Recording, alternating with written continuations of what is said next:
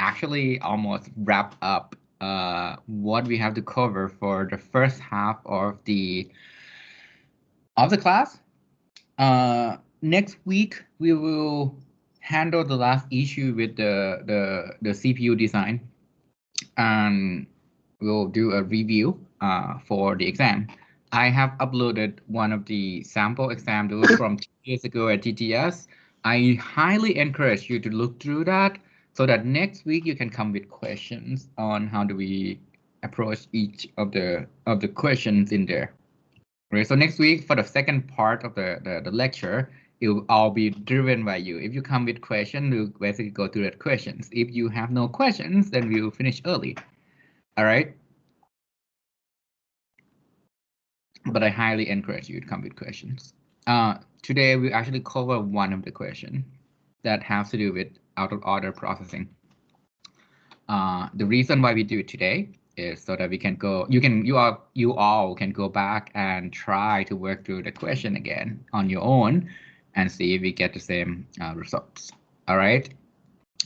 What else? A couple more things. So let me make sure I have some of the document open up on my desktop so that we can go through the questions better.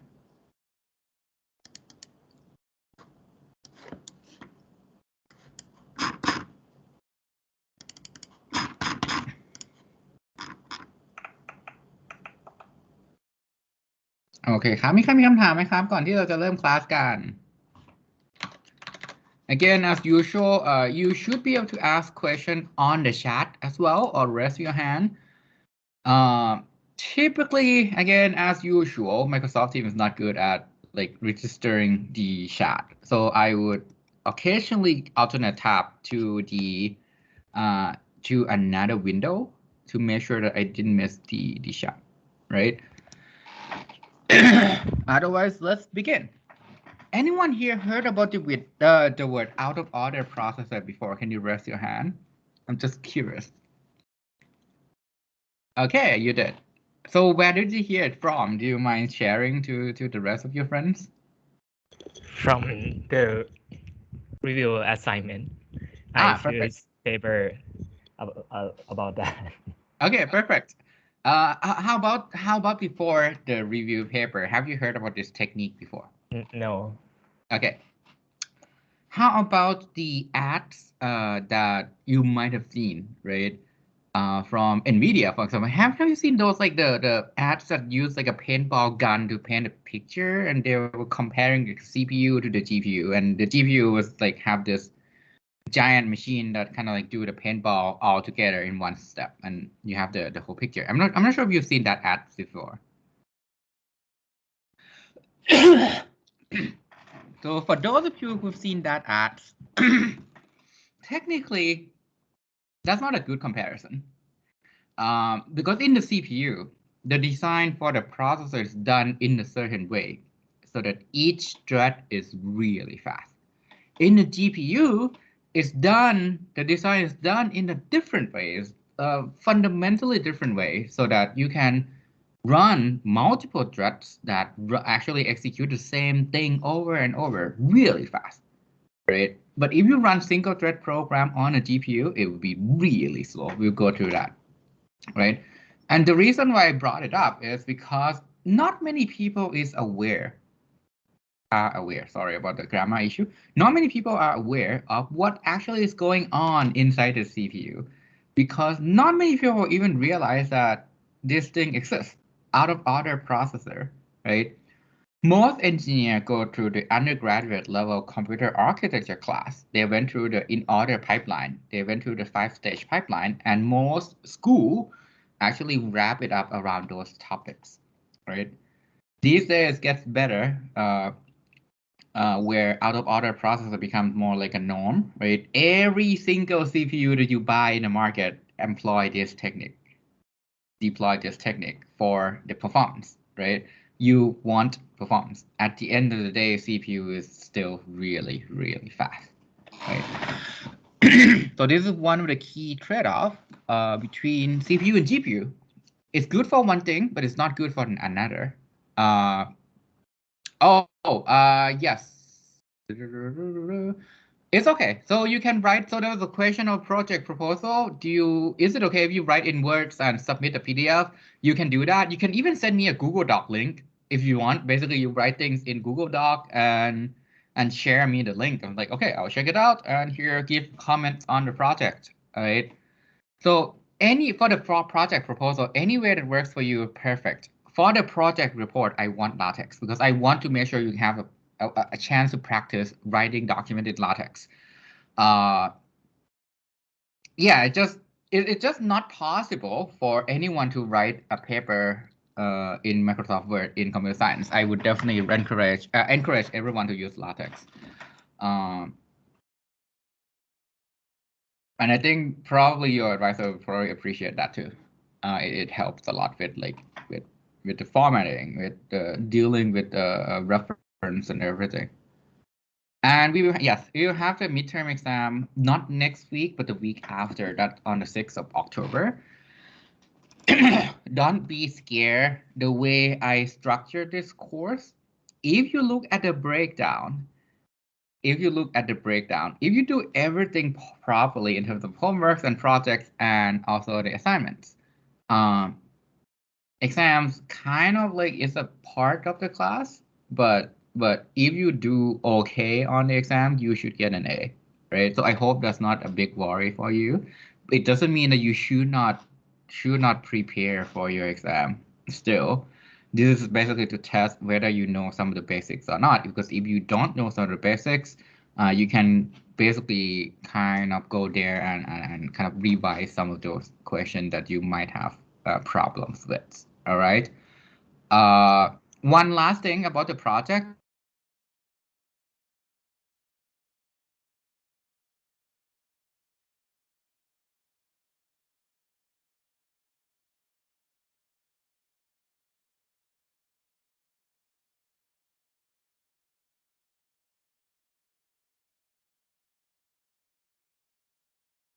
Would that work better? Because I don't want to flood you with too many works in one semester. Would that be okay? So you all do lab 1 and lab 2, and then I'm gonna basically hand you the starter code for lab 3, which essentially is kind of like the answer for lab 1 and 2. And if you want some kind of a default project, you can basically apply lab 3 material and some more for your default projects. If you choose to do that, the grade for your project will be based on how much did you actually contribute basically on the lab, right? The scheme for grading for the project will be a little bit different for those of you who choose their own projects, because in that case, it is more open, right? Basically, in that case, it's up to how you want to motivate the problem. It's up to how you want to solve the problem. มีคำถามไหมครับงั้นถามหน่อยอีกรอบนึงผมมีคำถามนึงคือถ้าผมจะขอเลื่อนสอบไปอาทิตย์นึงได้พอดีอาทิตย์วันที่6เนี่ยผมมีคล้ายๆเป็นคอนเฟอเรนซ์กับงานนึงแล้วผมคิดว่าผมจะไม่ได้มาเข้าเลยถ้าขอเลื่อนไปอีกอาทิตย์นึงจะได้ไหมครับอ๋อเป็นคอนเฟอเรนซ์ของอะไรครับวันที่6พอดีใช่ไหมมันเป็นยัง scientist นะ rising star อะไรเงี้ยเดี๋ยวผมจำชื่องานเต็มๆไม่ได้Young Rising Star ครับแล้วผมต้องไปเข้าแล้วมีใครต้องไปบ้างครับคือจริงๆอีกออปชันหนึ่งก็คือทุกคนสอบวันที่13แต่วันที่6ผมก็จะเริ่มท็อปิกต่อไปละก็คือท็อปิกของที่เราสอบวันที่6จะไปที่ไฟนอลมันจะไม่ไปที่มิดเทอมถ้างั้นวันที่13มีใครติดไหมครับเอ้ยลืมวันที่13วันหยุดนี่ใช่ไหมรู้สึกว่าจะใช่เอางี้ไหมครับงั้นวันที่6 so October 6th we'll have a normal class whatever we're gonna teach on the 6th is not on the midterm it's gonna appear on the final but we will schedule our exam on the week of the 13th not on the 13th because that's a holiday so I think by law I cannot have anything there but I'm gonna have a take-home exam regardless like 24 hours you pick whatever maybe 3 or 4 hours slot that you want to work on exam and work on it Would it be okay ก็คือวันที่วีคของสัปดาห์ของวันที่13นะฮะน่าจะเป็น11 12ผมก็จะ release ตัว exam ออกมา แล้วก็จะให้เวลาประมาณ30 ถึง 36 ชั่วโมงขึ้นอยู่กับว่าเราจะปิดเมื่อไหร่เนาะขึ้นกับความยาวของ exam ให้เลือกก็คือจริงๆ สล็อตควรจะเสร็จใน3 ชั่วโมง exam อันเนี้ยแล้วก็เลือก time แล้วก็เพื่อมาส่งได้ไหมครับถ้าอย่างนั้น ได้ครับขอบคุณ แล้วก็ ขอโทษ ตัว ที โปร นะครับ เจกต์อะไรนะครับ ขอโทษทีครับ ไม่เป็นไรไม่เป็นไรดีเราที่บอกครับดีเราที่บอกเพราะว่าเรื่องพวกนี้จริงๆสำคัญ One thing I want to kind of emphasize is for your PhD, right? It's actually really important to think about your career as well, especially career as a researcher, right? So networking, going to conference is really important. And the class that you're taking should accommodate to some extent on these kind of events so that you can explore, so that you can talk to your colleagues, so that you can collaborate with a bunch of people that you might have met, right? So these are good. These are good things. There's no need to apologize. Thank you so much for letting me know, and I hope this resolves the conflicts. All right. งั้นเดี๋ยวผมจะขอโพลว่าสะดวกวันไหนสุดละกันได้ไหมครับ ระหว่างจันทร์อังคารพฤหัสศุกร์ของสัปดาห์นั้นแล้วก็เดี๋ยวส่งให้น้องทุกคนเนาะแล้วหวังว่ามันจะมีวันหนึ่งที่ทุกคนเลือกว่าวันนี้แหละเวิร์กแล้วก็ตัวโปรเจกต์มีใครมีคอมเมนต์ไหมครับว่าผมจะเอา lab 3ออกเหลือแค่ lab 1กับ lab 2เสร็จแล้ว lab 3จะกลายเป็นโปรเจกต์ถ้าสำหรับน้องที่ไม่รู้ว่าจะทำโปรเจกต์อะไรถ้าคนไหนรู้ว่าจะทำโปรเจกต์อะไรทำโปรเจกต์อันนั้นเลยดีแล้วแต่ถ้าคิดไม่ออกจริงๆแล้วไม่รู้ว่าจะทำอะไรก็มันจะเป็น lab 3บวกอีกนิดหน่อยผมจะไม่ทำให้มันง่ายเหมือน lab 3มันจะต้องยากกว่านั้นประมาณนึงก็จะเป็น lab 3บวกกับอีกนิดหน่อยเพราะฉะนั้นคนที่เลือกที่จะทำโปรเจกต์ของตัวเองจะได้ไม่ต้องเสียเวลาตอนหลัง2 เดือนสุดท้ายเนาะตุลากับพฤศจิกามานั่งทำ lab 3อันนี้จะดีกว่าไหมครับเพราะว่าอันนี้ผมพยายาม integrate feedback เนาะว่างานมันเยอะเกินเพราะว่ามันมีรีวิวด้วยมีความเห็นว่าไงกันบ้างครับตอบหน่อยหรือว่าอยากทำ lab 3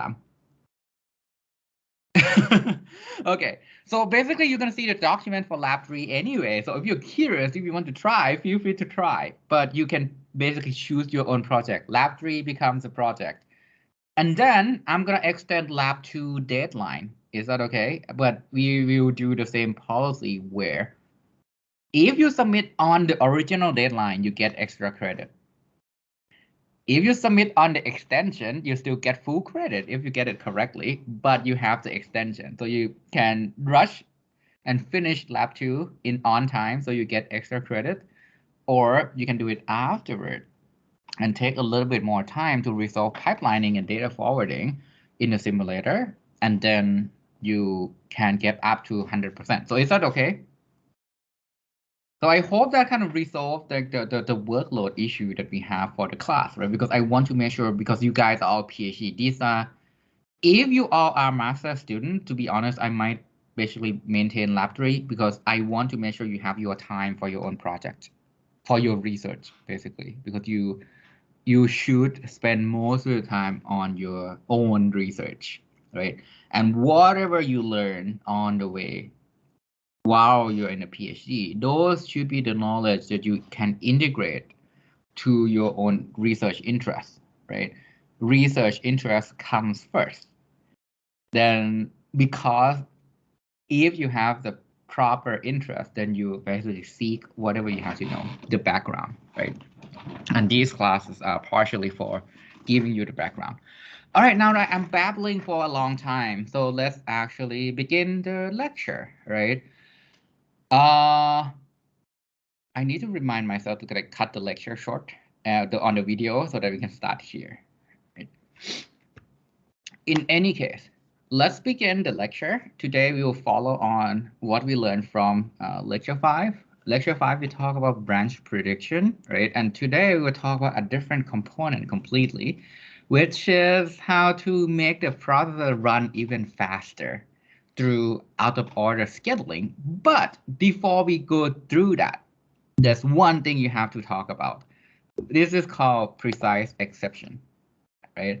So let's go back to our old concept of multi-cycle execution. What is my multi-cycle execution? Before we learn pipelining, I think in lecture 2, we talk about, okay, we can decouple the timing for each instruction. How much time does it take, right, from the clock? So this allows you to have different number of cycles for an add instruction versus a multiply instruction. But the issue is because you are the programmer, right? You want to make sure you can debug your own program. Then it means that you want to be able to maintain sequential order. What do I mean by maintaining sequential order? It means that when you write a code and when it gets compiled to assembly, the way things run need to follow whatever is dictated, basically whatever is dictated by the assembly code that you see, right? Things have to come in order. So the ISA requires this sequential semantics. So my question is, let's say I have an add and then multiply. What would happen if I have an exception during the multiply? So before we go through that, anyone here, can you give me an example of an exception? I believe you all have seen an exception in the program before. So what are some of these examples?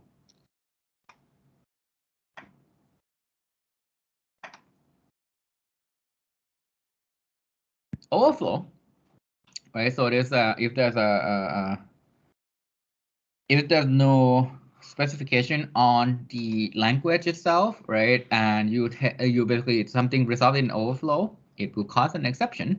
One common exception is divide by zero. I think we all seen this before, divide by zero. These are exceptions.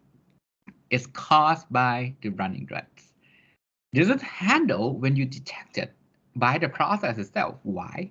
Well, if you program it well enough, there'll be that try and catch, right? To try to catch the exception. Otherwise, you can throw some exception to the user. And the priority is going to be ranked based on the process priority. What are interrupts?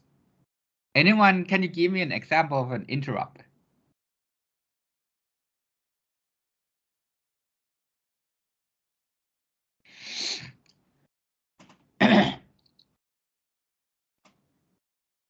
Keyboard interrupt is another one great example of an interrupt. I type something in, right? The OS has to come in and handle that when convenient, hopefully not too late. And the priority can vary. Another form of interrupt is sick kill. What is sick kill? Anyone heard about the word sick kill before?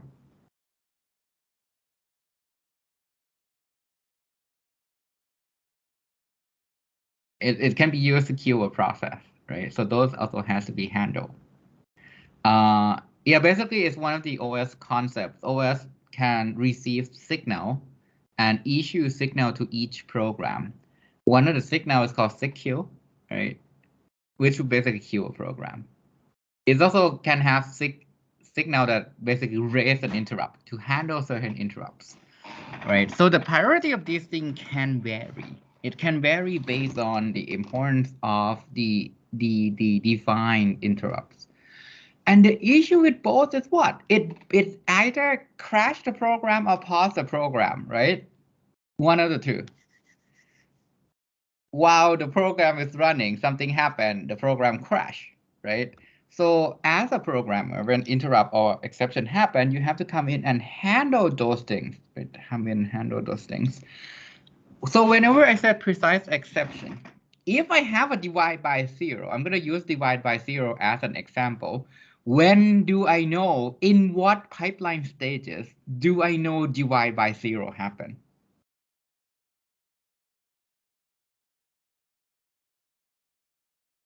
So in what pipeline stages do I know something is trying to divide by zero? We have fetch, we have decode, we have execute, we have memory, and write back. Right? Both are great answer. It can be in the execute or it can be in the decode. Because if you decode and see divide instruction and the operand, one of the operand is zero, it's like, oh wait, I can't do this, right? Or you can let the ALU figuring out, hey, I can't do this. So these are two good places that exception would occur. What else are in your pipeline right now? what else are in your pipeline? What is in the write back and what's in the memory stage when these happen? So let's say exception happen at instruction n, right? Exception happen at instruction n, right? What would happen to anything before and after?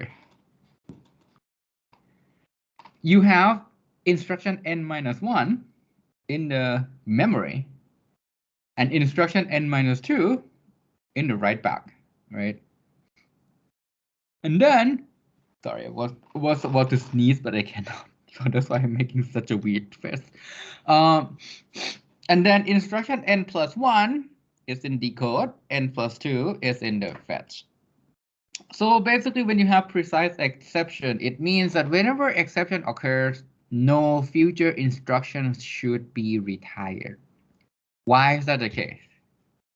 So let's say interrupt or exception happen at instruction n, right?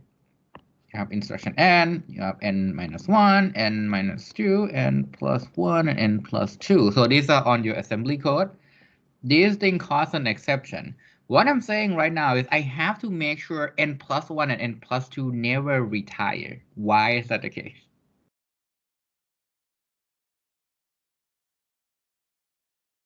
And I make sure that actually n-1 and n-2 finish. Why is that the case? And think about the programmer who has to debug this program.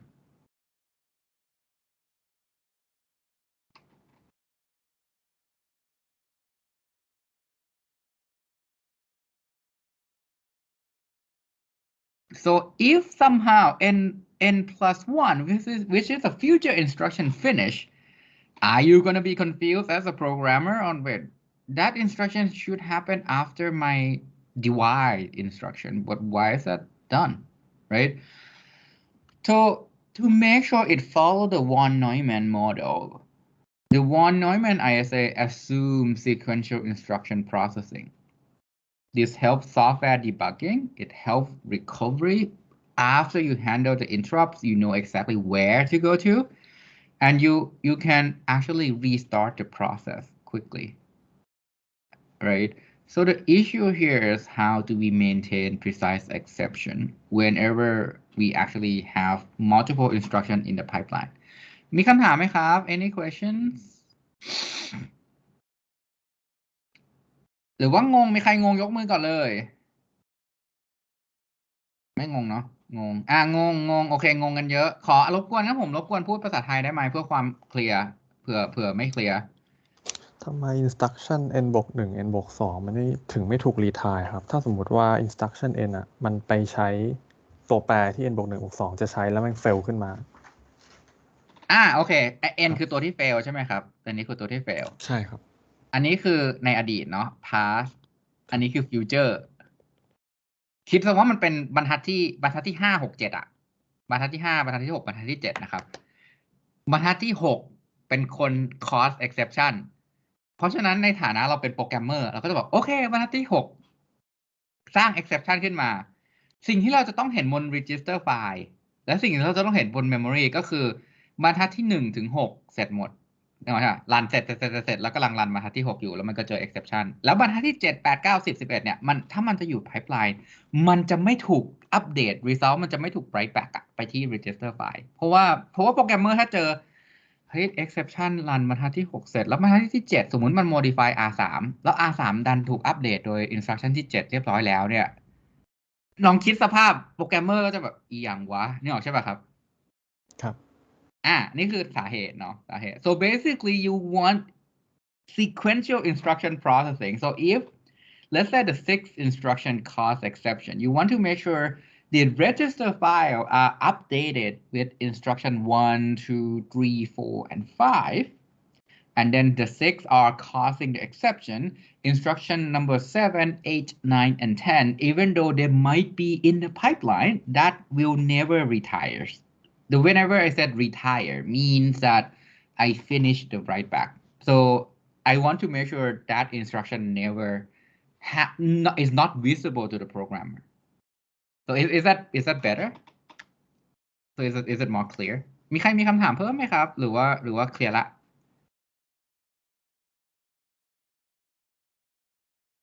เอาถ้ายังงงอยู่ยกมือให้โอกาส ยกมือเลยคิดอะไรไม่ออกงงยกมือก่อนเลยแล้วจะมาค่อยๆถามว่าจะอธิบายยังไงดีถ้าไม่ยกมือแปลว่าเรียบร้อยเนาะโอเค so I assume that is more clear now we want sequential instruction processing because our assumption is one Neumann so I should run instruction 1 2 3 4 5 6 7 and 8 exactly in that order.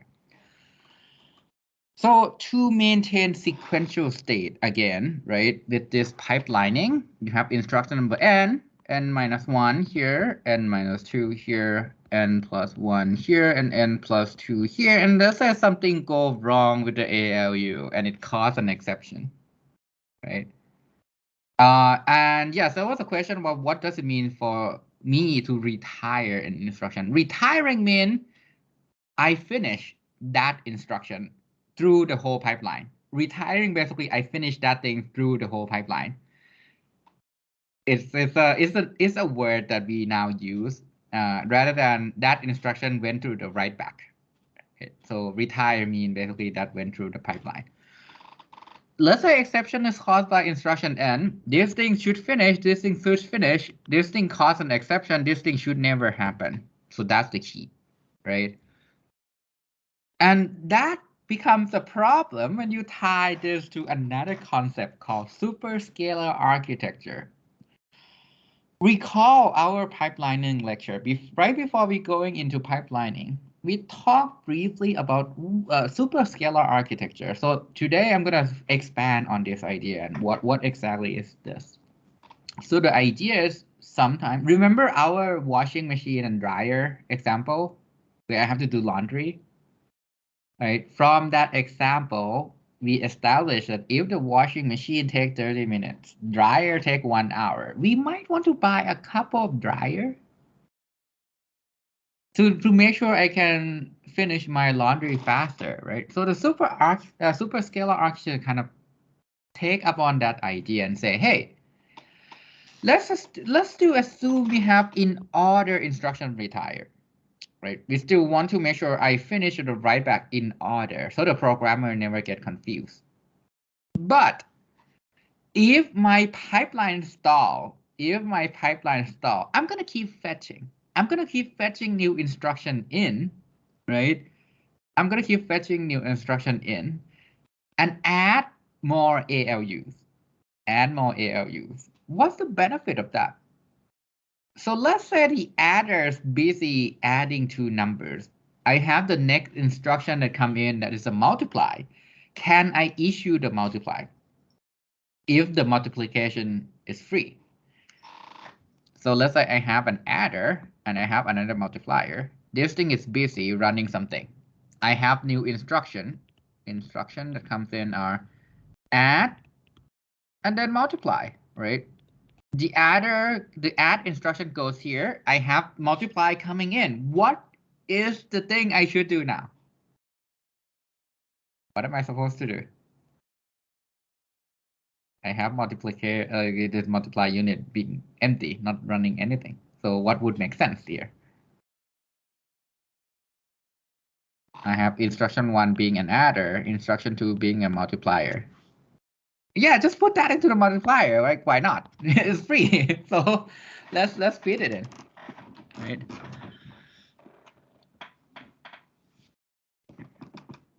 Yes, that's another great question. That's another great question on the chat. So exception is handled by the ISA, right? So what happened if you have the function that handle the exception in C code, like the try catch, right? The try catch equivalent of exception handling, right? What will happen is when exception is brought up, right? So let me think about it. Let me kind of draw it this way, right? You have instruction running, and then you have exception. Normally, without the exception, you would continue your execution. So if exception happen, what typically is done is you will run a separate code, right? Handler. And when you finish the handler, what happened? Where do you go back in here, in this diagram?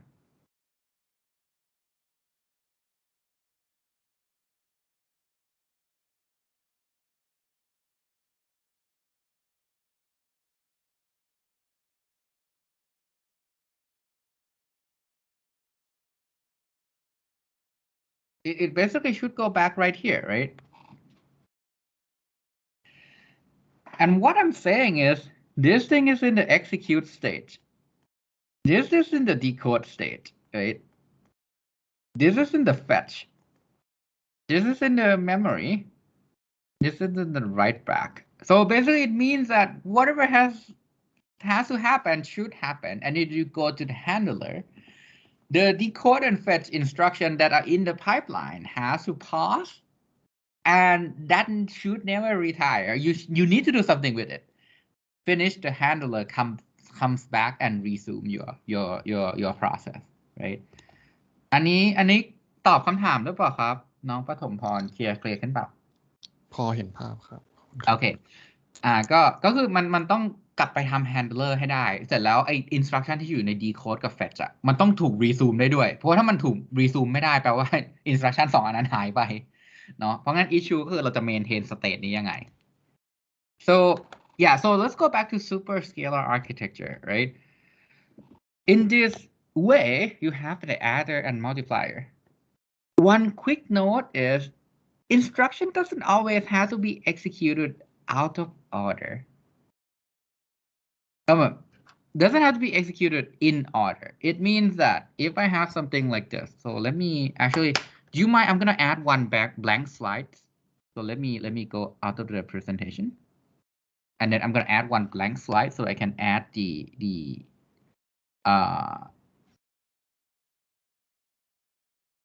super scalar.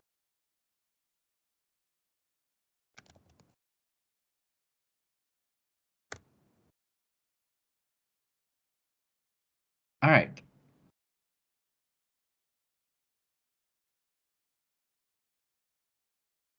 And I think Microsoft Teams broke my shared desktop thing. So let me stop sharing and share this again. Okay, do you see my screen? Yes. Okay. So this is how I would like draw the super scalar architecture with you for you. In the execute stage, right? You're gonna have a bunch of adder and multiplier based on basically how many transistors do you have, right?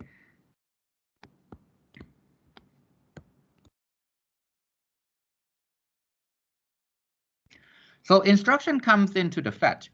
You basically decode, right? Decode in the decode unit.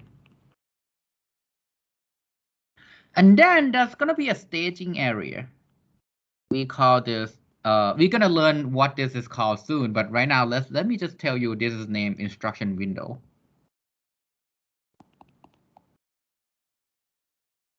So the instruction that come in is gonna be fetched and put into this window, right? And then let's say this is an add, this is a multiply. This is an add, this is a multiply, right? And another one is an add. So one thing I can do is I'm gonna do the add, the first add here, the second multiply, the first multiply here, the second add right here, the second multiply right here, right? And normally, which one is faster, add or multiply?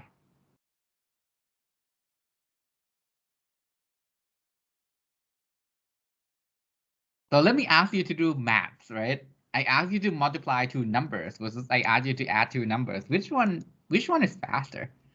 The add is going to be faster, right? So it means that let's say these things come out at cycle number 5. These might come out at cycle number 7, right? And because the multiply is slower, this might come out at cycle number 9. And this come out at cycle number, I don't know, 13, right? But if you look at the order of the instruction that you fetch, this is instruction 1, 2, 3, and 4, right? So instruction 1 is done at cycle number 5. Instruction 2 is done at cycle number 9. Instruction 3 is done at cycle number 7. Instruction 4 is done at cycle 13. What did we just break? So if this is the case, What did we just destroy? What model? What assumption just get destroyed here? The order, right? The in order retire. So one thing we can do is we can make sure we retire in order. Now you see the problem with super scalar and we have to do something with it. มีคำถามไหมครับว่าอันนี้เป็นปัญหาเดี๋ยวต้องหาทางว่าจะแก้มันยังไง มีคำถามยกมือเลยนะ If you have questions, raise your hand right now. Otherwise, we're going to proceed and talk about how to handle this, how to sort, right? So one idea, if you have unlimited resource, you can sort the instruction that comes back, right? And retire things in order. We'll now start to go into the details on how we can do this in a more hardware cost-efficient way.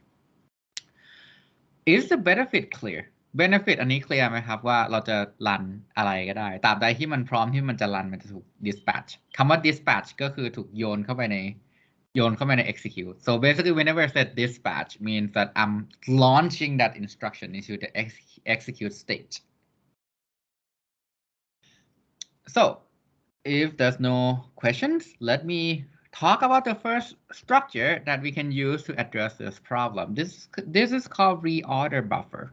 What does reorder mean? Can someone tell me what does reorder mean?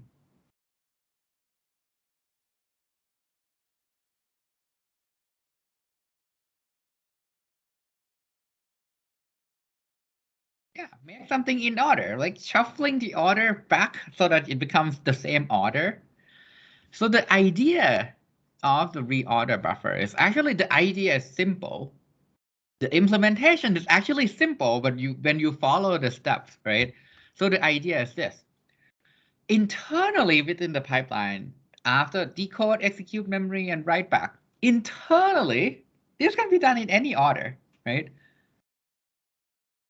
Great question. Great question. We'll go back to that.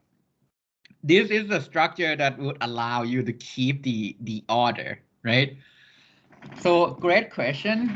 And thank you so much for bringing it up. What happens if I run things out of order in super scalar architecture and I have exception? So let's look at the reorder buffer, right? So instruction can complete out of order internally, but at the end, it's going to be retired in order using the reorder buffer. And here's how. You add the reorder buffer to the CPU. And then when you are in the decode, you reserve an entry in the reorder buffer. Whenever you finish an instruction, you update the entry. Then when you want to retire, you look at the oldest entry in that buffer and kick it out.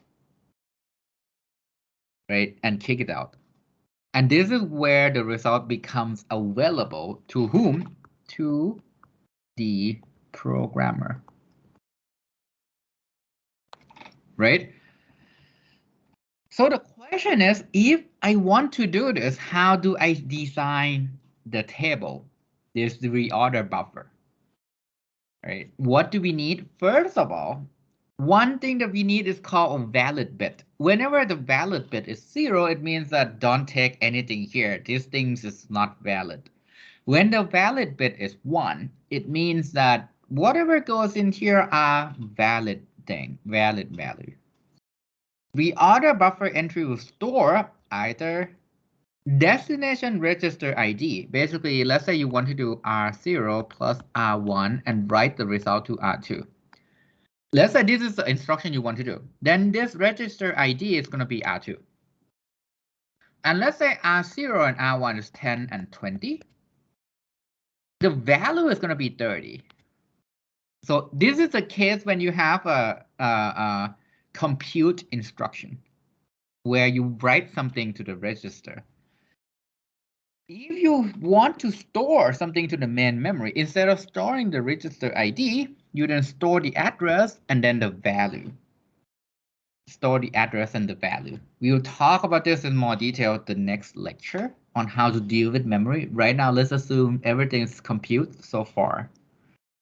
And we store the instruction type so that it can select either to do this or to do this. You can also have each reorder buffer for each instruction type, one for compute, one for load and store. That again, we will talk about it next week. And here is the rough structure. Again, it's a table, right? It's a table.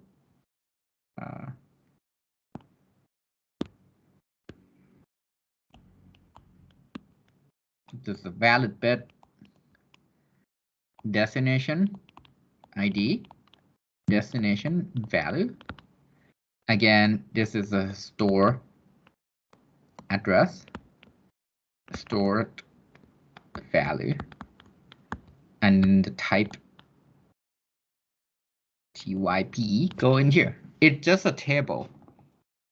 Why do we need the destination ID? Let me talk about this example in a bit, right? We'll talk about the benefit of having reorder buffer in a bit. Any questions so far? So when we have new instruction, let's say I have an add, right, comes in, I allocate an entry, then multiply come in, I allocate another entry. Another add, I allocate my entry, and my multiply, I allocate another entry. So there's instruction 1, 2, 3, and 4. But from our earlier example, what's the order of these 4 instructions? What is the order when they run and when they get to the finish line?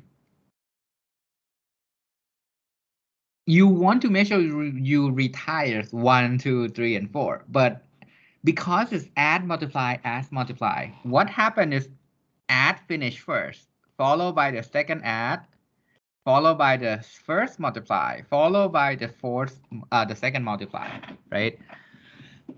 So from this example, we want to make sure that this is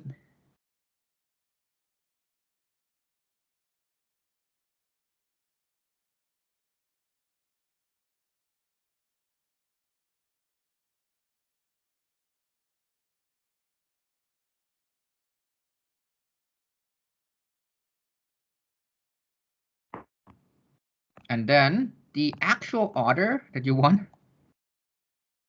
desirable order is you want to make sure you retires 1, then 2, then 3, then 4.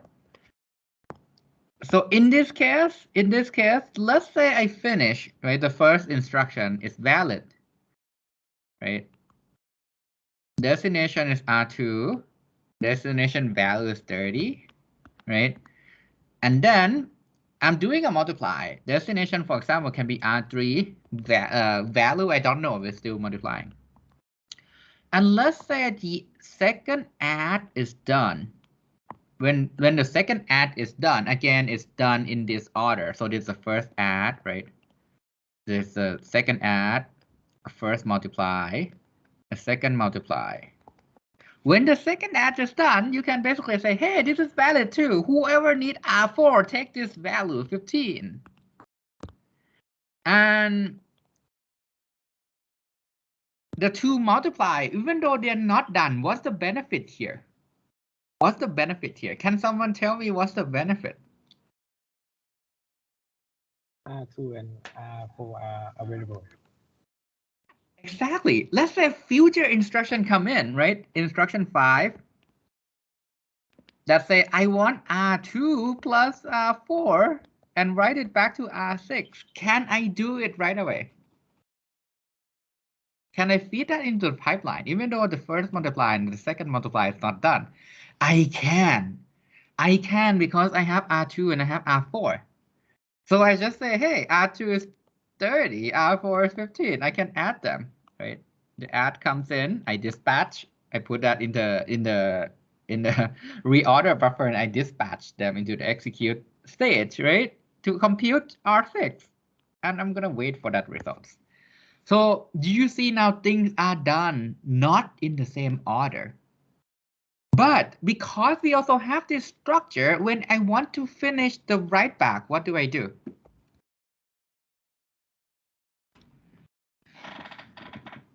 What do I have to do to finish the write back?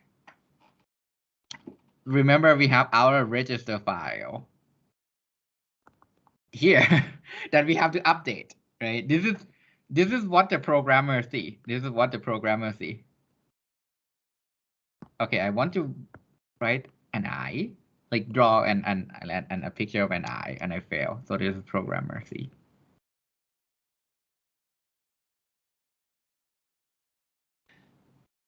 So when you finish the write back, the first add, you basically update R2. You want to update in this order. R2 for the first instruction, and then R3 for the second instruction, which is the multiply, followed by R4, which is the third instruction, right? So this is what I do to make sure I finish things in order. I look at the oldest entry. Which one is the oldest entry here? อันไหนเก่าสุดครับในตารางนี้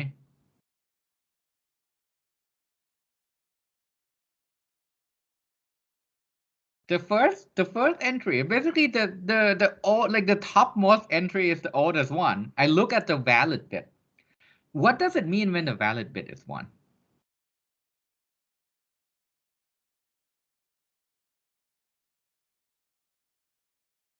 The value is correct. Yeah, the value is done. You can retire. If it's 0, I'm still computing. So for the other instruction, you can go ahead, forward the value to the new instruction. I'm not done. So the valid bit determine when can I retire. The valid bit of the oldest instruction in my table is the only thing you have to look at to figure out when to retire thing. มีคำถามไหมครับหรือว่ายังงงอยู่ สมมุติว่า add ตัวที่ 2 มันต้องใช้ R3 มันก็คือต้องรออยู่ดีใช่ไหมครับ ถูกต้อง valid มันก็จะเป็น ถ้า add ตัวที่ใช่แล้วครับ ถ้า add ตัวที่ 2 ต้องใช้ R3 มันก็รอไปเลย แล้วถ้า add ตัวที่ 3 มาแล้วมันไม่ต้องใช้อ่ะ มันก็จะแซงหน้ารันไปก่อนเลย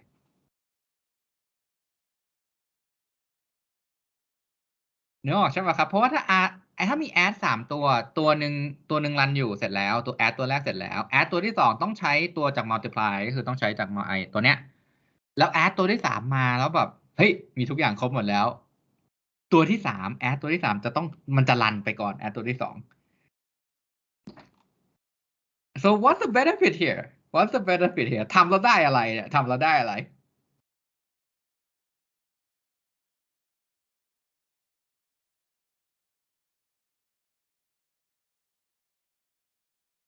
ถามสั้นๆอย่างเงี้ยเร็วขึ้นป่ะโปร มัน แกรม ก็ เรา จะเร็วขึ้นถ้าเกิดว่ามันไม่ได้ทำงานกันเป็นซีรีส์ ใช่ ถ้าไม่มี dependency กระจุยกระจายเนี่ยโปรแกรมจะเร็วขึ้นจำ data flow model ได้ไหมครับ data flow Remember our data flow model that we said hey it's really fast because whenever the operand becomes ready I fire it off right away right remember our data flow model What does this mean? It imitates data flow, right? In some sense, basically these imitate data flow. If I have all the operand, I'm gonna dispatch the instruction, right? ใช่ไหมมีใครไม่เห็นด้วยไหมมีใครไม่เห็นด้วย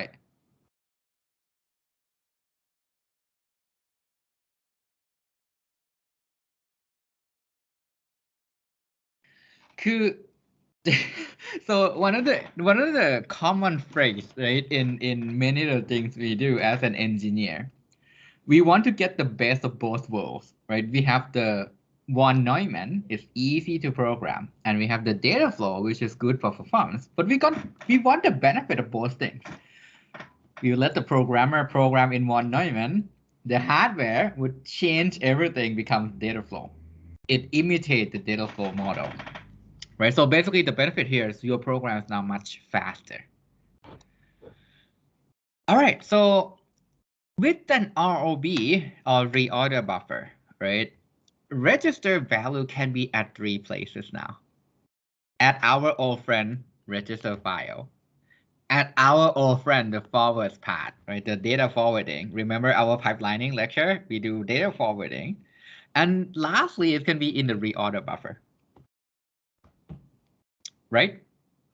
It can be in the reorder buffer. So the next question is, let's say if you want to extend lab 2 to have the reorder buffer, what data should I use for my operand, right? To access your data, the solution is, again, indirection. Indirection is a really, really powerful tool in computer science. And here's how you do it. Check the register file first. Check the register file first. Now, the register file will have the valid bit. If it's valid, it means that's the most updated version of the data. So you can take that data. If the register file is not valid, then check the reorder buffer. If the reorder buffer is valid, can you take the data from the reorder buffer if it's valid? Or should we check the data forwarding path? Which one is more recent? The one in the reorder buffer or the one in the pipeline?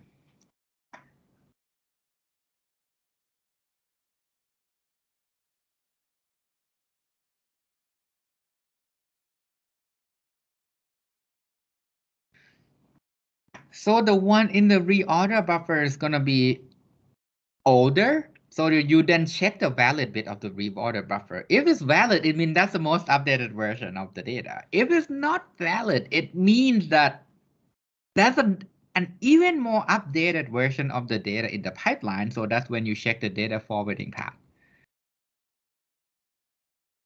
And these basically create the mapping of this register ID is where? Is it in the register file? Is it in the reorder buffer, or is it in a data forwarding path, right? So to access this, again, you have this register, right, which has now the valid bit.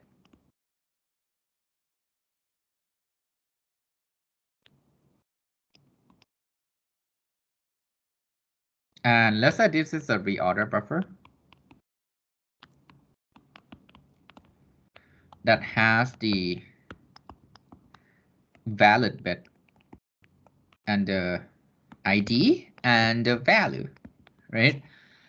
So let's say I have an instruction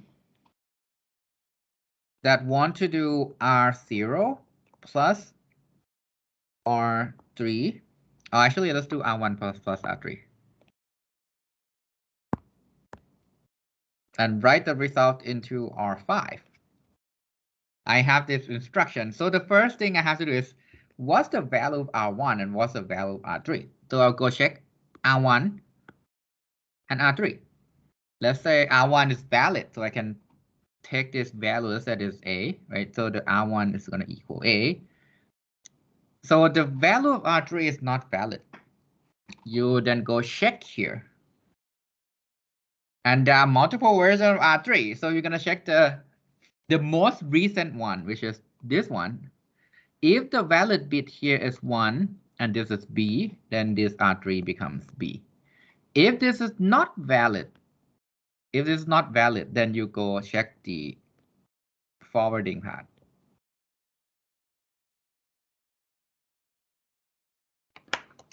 Thank you. So that's another question on the chat. What if you have an exception? What if you have an exception? What do you do? What do you do here is you will basically forward the old copy of the register file to the programmer. Where is my old copy of the register file?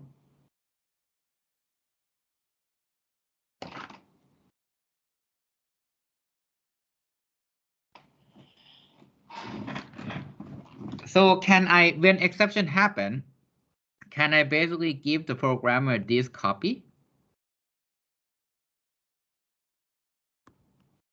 Can I do that? So let's discuss, can I do that? Because we basically want the copy that finished from the write back. Is this the copy of the register file that finished from the write back stage. Is that a yes or no? Does my register file maintain the data from the write back stage? ใช่หรือเปล่าถาม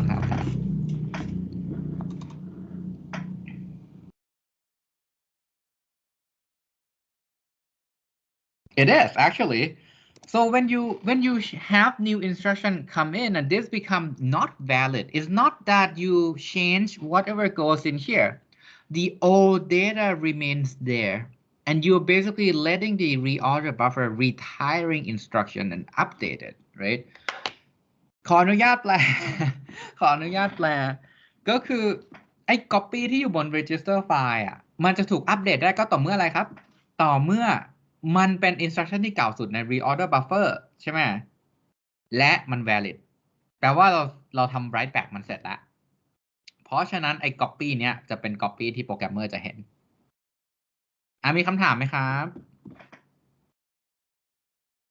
คือให้คิดอย่างนี้ reorder buffer ตอนเนี้ยมันเก็บ copy ในอนาคตแล้วมันจะ commit ก็ต่อเมื่อมัน instruction มันกลับมาเป็น order ที่เราต้องการแล้วเพราะฉะนั้นใน register file อ่ะมันจะเป็น copy เก่า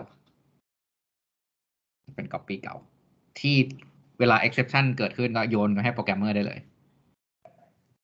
คือตอนนี้เรามี register file 2 อันใช่ไหมคือตัวปกติกับตัว reorder buffer ใช่คือ register file คือ reorder buffer มันไม่เชิง register file อะครับเพราะว่ามันขึ้นอยู่กับ instruction ไหนจะ modify อะไรมันเป็น buffer ตัวหนึ่งที่บอกว่าregister ตัวนี้กำลังจะถูกเขียนทับด้วยตัวนี้นะ instruction นี้กำลังจะเขียนทับ register ตัวนี้นะแล้วพอมันต้อง retry จริงๆมันก็จะไปเขียนทับแต่มันจะมีค่าของ register อ่ะมันจะมาได้จาก2ที่แหละจาก register file หรือจาก reorder bufferคือค่า register ใน reorder buffer มันเป็น1แต่ว่าไม่ได้หมายความว่ามันจะถูกเขียนในบน register file แล้วใช่ไหมครับมันต้องรอให้ มันเป็น order มันต้องคอยใช่มันต้องคอยตัวเก่าสุดให้เสร็จก่อนคือแบบเหมือนเราสตาร์ทช้าแต่เราวิ่งเร็วเสร็จก่อนเพื่อนเนี่ยเราก็ต้องคอยเพื่อนคนที่สตาร์ทก่อนเราให้เสร็จก่อน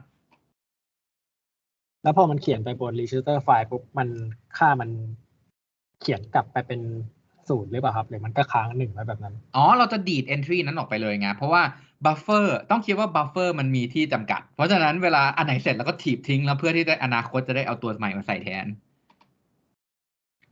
คือมันเป็นคิวใช่ไหมครับแล้วมันก็ถีบตัวใช่เลย เก่า มัน สุด เป็น เข้าไปใช่ครับมันเป็นคิวแล้ว fetch ไอตัว fetch unit อ่ะพอคิวเนี้ยพอคิวนี้ว่างปั๊มก็จะ fetch อันใหม่มาเรื่อยๆเรื่อยๆจนคิวเนี่ยเต็มOkay, so we all see the benefits, right? And how to resolve the exception. ครับแล้วมันมีโอกาสที่ตัว valid bit มันไม่เป็น1ได้ไหมครับหมายถึงว่ามันจะค้างเป็น0อยู่ใน reorder buffer ใน reorder buffer โอเค valid bit จะเป็น0ไปเรื่อยๆจนกว่ามันจะออกมาจากแบบ execute หรือออกมาคือมันถึง stage write back อ่ะพอมันถึง stage write back มันจะกลายเป็น1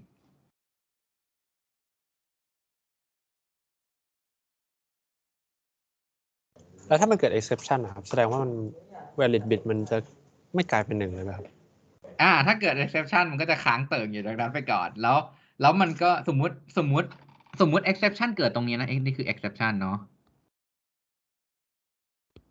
แปลว่า2อันนี้มันอยู่ใน pipeline แน่นอนมันการันตียังไงมันก็ต้องอยู่ใน pipeline ใช่ไหม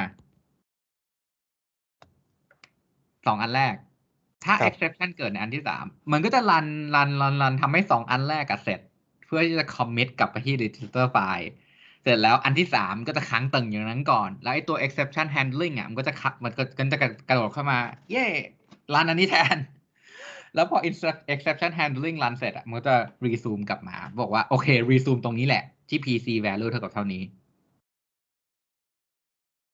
โอเคครับเสร็จแล้วตอนมันกลับมา state ของ register file มันพร้อมที่จะรัน instruction นี้อีกรอบหนึ่งนึกออกใช่ป่ะครับเพราะว่า register file มันเป็น copy ที่อันนี้เสร็จแล้วมันกำลังจะรันexception instruction ที่ทำให้เกิด exception พอดีเพราะฉะนั้นcopy ตรงเนี้ย copy ตรงเนี้ยมันจะเป็น copy สำหรับที่ทำอันนี้เสร็จแล้วอันนี้เสร็จแล้ว ก็พร้อมที่จะ resume เนาะมีใครยังงงไหมครับ มีคำถามหรือเปล่า any questions just want to make sure this is clear because there are going to be a little bit a few more structure to make this even faster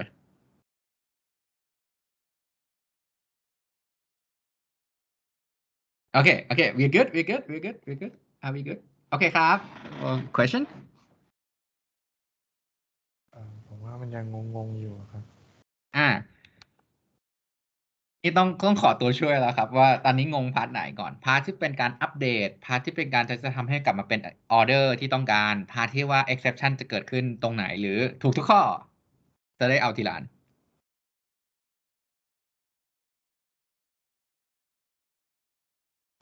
สรุปทุกอย่างเลยก็ได้ครับ ทุกอย่างเลยเนาะให้คิดซะว่าเรามี pipeline ใช่ไหม fetch decode execute memory write back ถ้าจะให้สับเป็นภาษาอังกฤษบอกได้นะครับแต่ผมคิดว่าอันนี้อาจจะเร็วอาจจะทำให้เราทำ Q&A ตรงนี้ได้เร็วกว่าสมมุติอันนี้คือ instruction ที่ 4อันนี้ instruction ที่ 5อันนี้ instruction ที่ 6คือ out of order หมดเลยอะ instruction ที่ 3อยู่ตรงนี้อันนี้ instruction ที่ 7เนาะ order เป็นอย่างนี้พอ order มันเป็นอย่างนี้ปั๊บอะก็คือแปลว่าอะไรสมมุติถ้า6เสร็จ6อยู่นี้6 5 4 3เนาะ6เสร็จปั๊บตรงนี้มันจะเป็น valid 5เสร็จอันนี้ก็จะกลายเป็น valid 4อันนี้ก็จะกลายเป็น valid แต่ว่ามันจะ retry ไม่ได้เพราะ3ยังอยู่ใน pipeline ในค้างเติ่งอยู่ตรงนั้นแหละอยู่ใน stage แรกของ execute อะไรก็ว่าไป3เนี่ยยังไม่ valid ยังอยู่ตรงนี้แต่ถ้า instruction ที่ 7เข้ามาปั๊บบอกว่าเราต้องการใช้ค่าของ instruction ที่ 5 กับ 6 มาบวกกันเพื่อเขียนไปเป็น instruction ที่ 7มันเข้ามาปั๊บมันบอกinstruction ที่ 5 กับ 6เราได้ result มาแล้วนี่ก็ 7 ก็จะเริ่มได้เลยวิธีการดูว่าจะเริ่มได้เลยหรือเปล่าเนี่ยให้มันก็จะไปเช็คที่ register file ก่อนถ้า valid bit เป็น 0ถ้า valid bit ใน register file เป็น 0แปลว่ามี instruction อะไรสักอย่างหนึ่งใน reorder buffer กำลังแก้ค่านั้นอยู่มันก็จะไปเช็คที่ reorder buffer ถ้าใน reorder buffer register ที่มันต้องการvalid bit เป็น 1ก็แปลว่าเอาค่านั้นได้เพราะว่าค่านั้นเสร็จแล้วถ้ามันไม่ใช่1ถ้ามันเป็น0ก็ไปเช็คใน pipeline ว่าเราใช้ data forwarding มาได้ไหมถ้าได้ dispatch ก็คือ instruction 7ก็จะถูก allocate มาที่ table ตัวนี้ไม่ valid แล้วก็จะเขียน register อะไรก็ว่าไปก็คือโยนมันเข้าไปใน pipelineเสร็จแล้วถ้ามี exception ที่ตรงนี้สมมติ exception ที่เกิดขึ้นที่ instruction เบอร์ 6ซึ่งก็คือ instruction เนี้ยไอ้ structure ของ reorder buffer มันจะ make sure ว่า3กับ4กับ5เนี่ย eventually มันก็จะเสร็จหมดเพราะมันก็จะรอ6มันจะรอไปเรื่อยๆมันจะรอ3เสร็จมันจะรอ4เสร็จมันจะรอ5เสร็จ6มันถึงจะ retry ได้เพราะฉะนั้นพอ3เสร็จ4เสร็จ5เสร็จแล้ว6บอกว่าexception อันเนี้ยพอ6บอกมี exception ปั๊บมันก็จะรอจน3 4 5 retry 3 4 5มันก็จะไปอัปเดตใน register file ของมันพอเสร็จปั๊บเราก็จะส่ง copy เนี้ยไปให้โปรแกรมเมอร์บอกว่าค่าใน register ของทุกอันทุกตัวเราตอนเนี้ยเป็นค่านี้นะแล้ว exception เกิดขึ้นที่ instruction 6ถ้าจะ debug อันนี้คือค่าที่ instruction 1 2 3 4 5ทำจนเสร็จแล้วมันก็จะไป handle exception กลับมาปั๊บ resume ก็บอกว่า7พร้อมต่อเห็นภาพขึ้นไหมครับหรือว่ายังไม่ค่อยเก็ตอยู่ข้างบนเป็น reorder buffer แล้วข้างล่างเป็น rec file ใช่ไหมใช่ yes the top is reorder buffer the bottom here is just a normal register file as we know it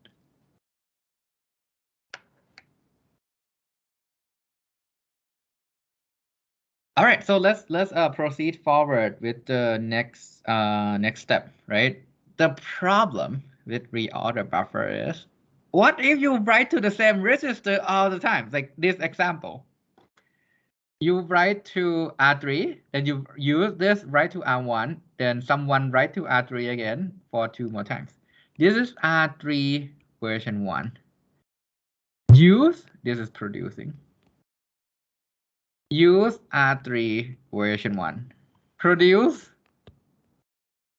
R3 version 2 the next instruction use R3 version 2 And this instruction produce R3 version 3. Now you see the 3 versions of R3. This is a problem. It is a problem if we don't do things in order. How can we know which R3 are we gonna take? Right? เก็ตกับคำถามนี้ไหมครับว่ามันมี R3 3 เวอร์ชันแล้วถ้าผมรันไม่ได้รัน in order อีกต่อไปอ่ะคือสมมุติเราทำนี่คือ instruction ที่1 2 3 4 5เนี่ยแล้วตอนเรา dispatch อ่ะเรา dispatch 1แล้วตามด้วย2แล้วตามด้วย5เอาใหม่1 2 5แล้วตามด้วย3แล้วตามด้วย4อย่างเงี้ย instruction 5มันจะรู้ได้ไงมันจะเอา R3 เวอร์ชันไหนinstruction ที่3จะรู้ได้ไงว่า R3 ที่มันผลิตออกมาจะไปให้ใครเห็นปัญหานี้ไหมครับ so do you see the problem here that there are multiple versions of R3 and if you do things out of order it means that you have to forward the correct value right each of these R3 should have its own version we call this versioning a name we call this register renaming so this is the next technique called register renaming this is done to handle the 2 more data hazard called write after read and write after write. You have write after another write, or you have write after another read, which in order processor, there's no problem here. But when you do things out of order, this particular example can happen. Instruction 5, like I have no idea which one do I want to take the value from. Right? So that's the problem. The solution, we call this register renaming. We basically replace the register ID with the ROB entry ID. Then we have to add an architectural register, which is whatever programmer can see as the physical ID. This is the same copy of my register. We will go through this example after the break. Let's do a break for now. เบรกกันก่อนนะครับ ก่อนที่จะมาตัวอย่างต่อไปเพื่อความไม่งง เดี๋ยวขอเบรก4 นาทีกลับมาอีกทีบ่าย2:15แล้วกันนะครับ so let's come back at 2:15 is that okay so let's do a quick break we'll be back at 2:15 all right and we'll do an example what is register renaming and how do we actually go through this all right I'll be back at 2:15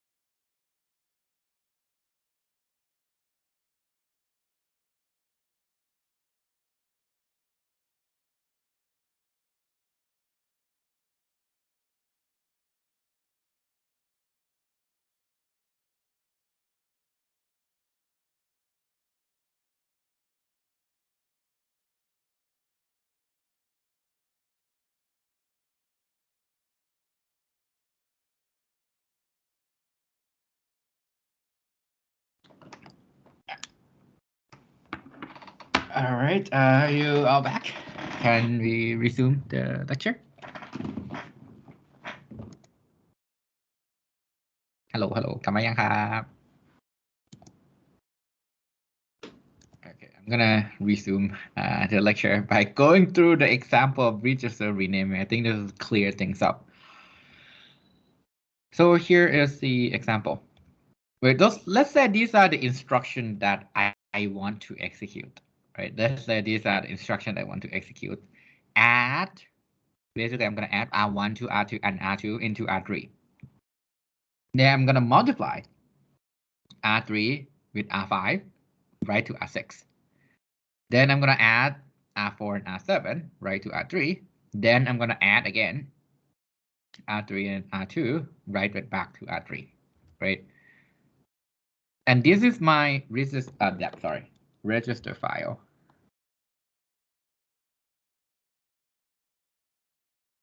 And this is the reorder buffer, right?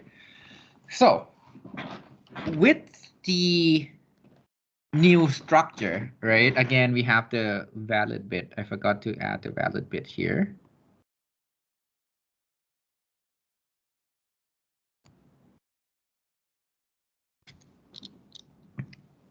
With the new structure and renaming, this is how it's going to work.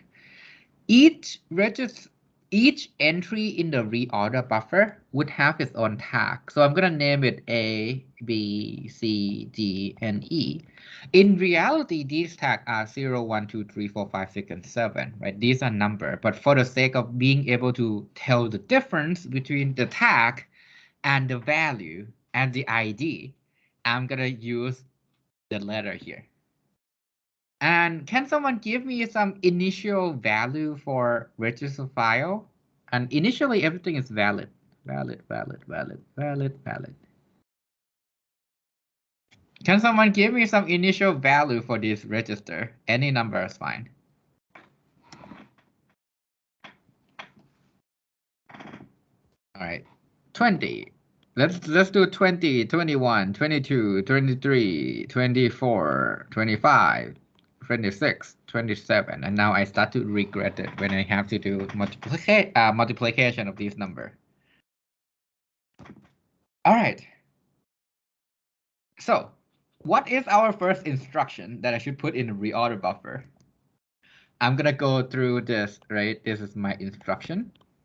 So the first thing I'm going to put in is the add instruction. The add instruction initially is not valid. I don't know the value. These are not available. What is the source number 1 and source number 2 for add is R1 and R2, right? So what's the value of R1 and R2? You go and look here. I'm going to change the ink color to make it more clear. You go to R1 and R2. Source 1 is 21. Source number 2 is 22. Any questions so far? This is simple. The first instruction, I go look at R1 and R2. I'm going to write into R3.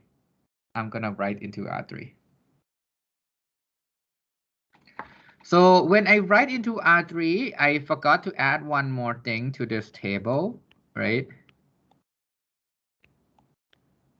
Destination, ID, and destination value.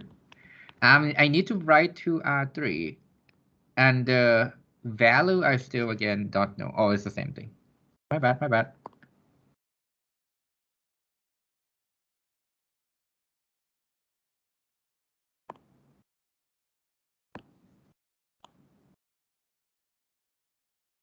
This is destination value, and this is destination ID, right? So this is R3. I want to write back to R3. Then what I do here is I'm gonna update the register file R3, which is not valid anymore. What entry in my reorder buffer right now is producing R3? Can someone tell me what entry? What's the tag for the reorder buffer entry that's producing R3?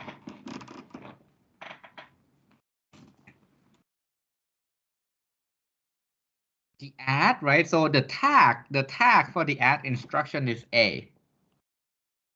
So I'm going to put in 0 and A. It's not valid. If you want the valid value of this register, go look at entry number A. Then the second multiply comes in. Again, not valid. I don't have the data yet.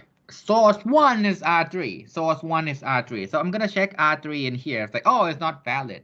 If I need R3, go look at tag A in my reorder buffer. At tag A, it will produce source 1. So I put A in there. I put the tag.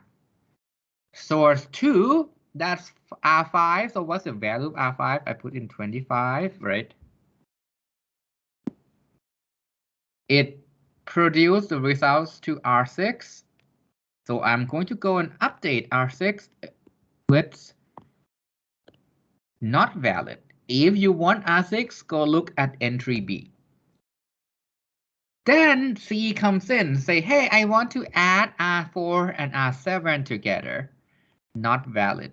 These are not available. I want to add R4. You go look at R4 at register file. That's 24. And what's R7? That's 27, right? It writes to R3. Now you go and look at the register file. You say, hey, R3 should be invalid again. But if you need R3 from this point on, if you need R3, go look at entry C. Then you fetch the new instruction, R3 plus R2, you write it back to R3. So you need R2, not valid, not available. Now you need R3 and R2. What is R3? You're going to check R3 again from the register file. It say, hey, C, produce R3. So you're going to put in C here. And R2 is 22. It writes the result to R3 again. So you update the register file saying, hey, in the future, if anyone wants R3, go look at entry D, right? So this way, you allow both the register file to point to the correct location of what instruction is going to update and get the results. So let's say a finish. Let's say a finish. I'm going to change the ink color to blue, right? So let's say a finish. What is 21 plus 22? What's 21 plus 22?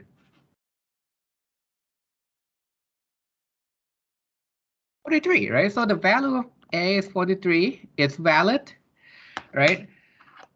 So what you do here is you will declare that whoever needs A, which is this guy, right? Update your results with my result, which is 43. Logically, this is how you do it. In the implementation, when we wrap everything up, so wait a little bit more, we're going to wrap everything up in out of order, like the full out of order process. You'll see how this can be implemented because we still need to add a few more structure. So you say, hey, I'm going to produce 43, right? And that's it. You're done. Then let's say the third add finish. I mean, the second add, which is this instruction, right? What is 24 plus 27? 24 plus 27 is 51. So, hey, I'm done. Whoever needs C, update your results with 51. Anyone here needs C? No one needs C anymore. So you keep going. Let's say the last add finish before the multiply. In that case, you're going to get rid of this. Oh, wait, my bad. There's one person needs C. Because the last instruction needs C, when C finish to 51, you put 51 here. Right? And then you can dispatch R3. And that's it. Basically, you do this step by step. Whenever I finish an instruction, I go update the reorder buffer entry that's tied to my instruction. Then I'm gonna declare that whoever needs this tag, go take the value because now the value becomes available. มีคำถามไหมครับ Any questions about the register renaming process?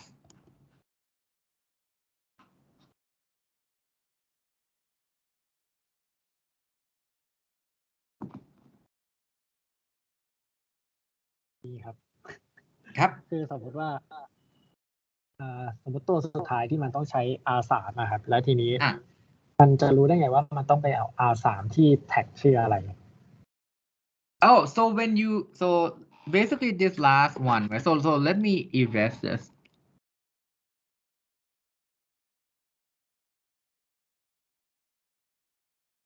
You're talking about this instruction, right? And it needs R3.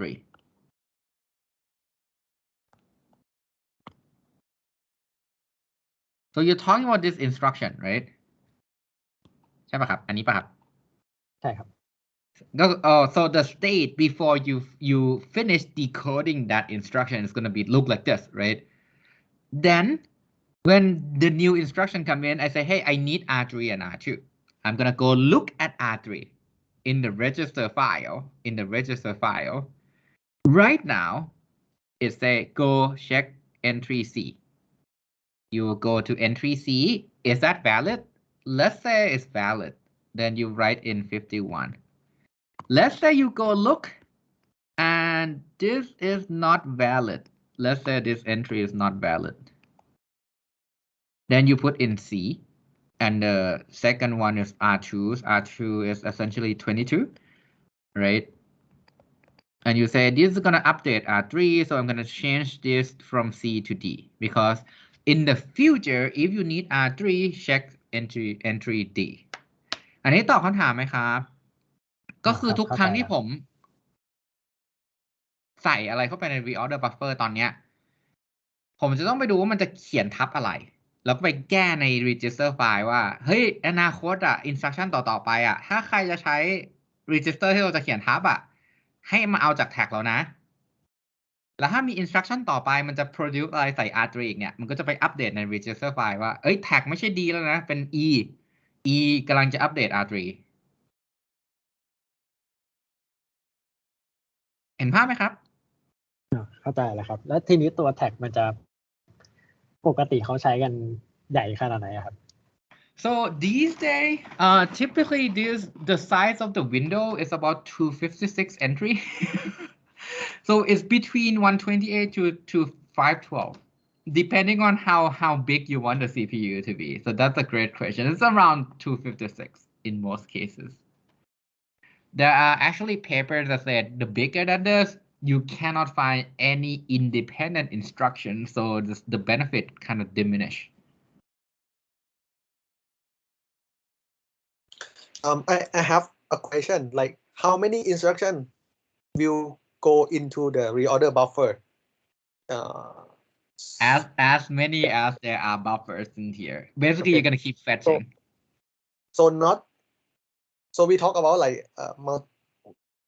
multi-scalar is not equal to the number of parallel operation in the CPU, no, right? It's just as many as possible. It's you many can as, do two as adds, many as yes. Yeah. So in modern day, they combine a few more things that we are going to introduce in a bit. But at the end of the day, they're going to keep fetching and putting things in, right? Because the more you can fetch, there's a chance that in the future, there's some independent instruction that you can dispatch.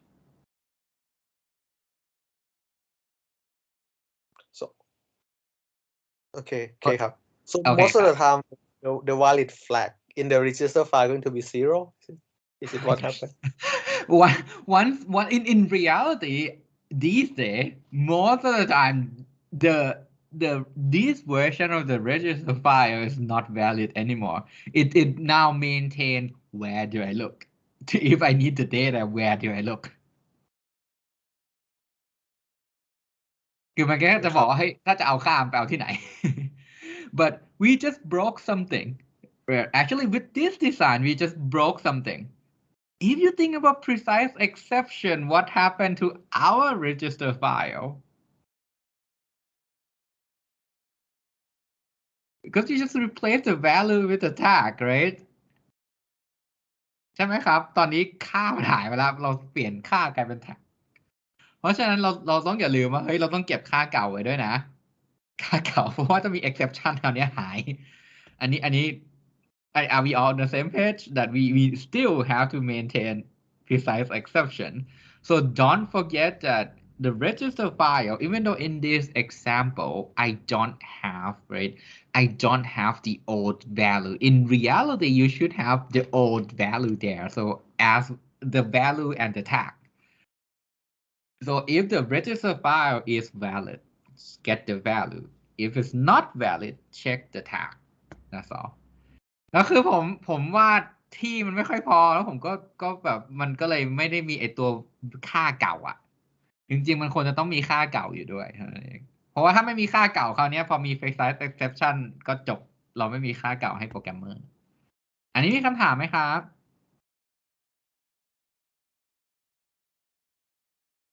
Okay, so now we talk about the reorder buffer. Another way we can handle precise exception, we can use a different structure. It's kind of the same. It's just whatever we're going to store in the register file, that there are many different implementation.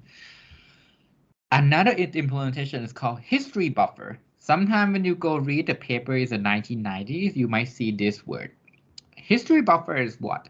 Basically, instead of using the reorder buffer plus the register file, right? We have the history buffer to store the old version.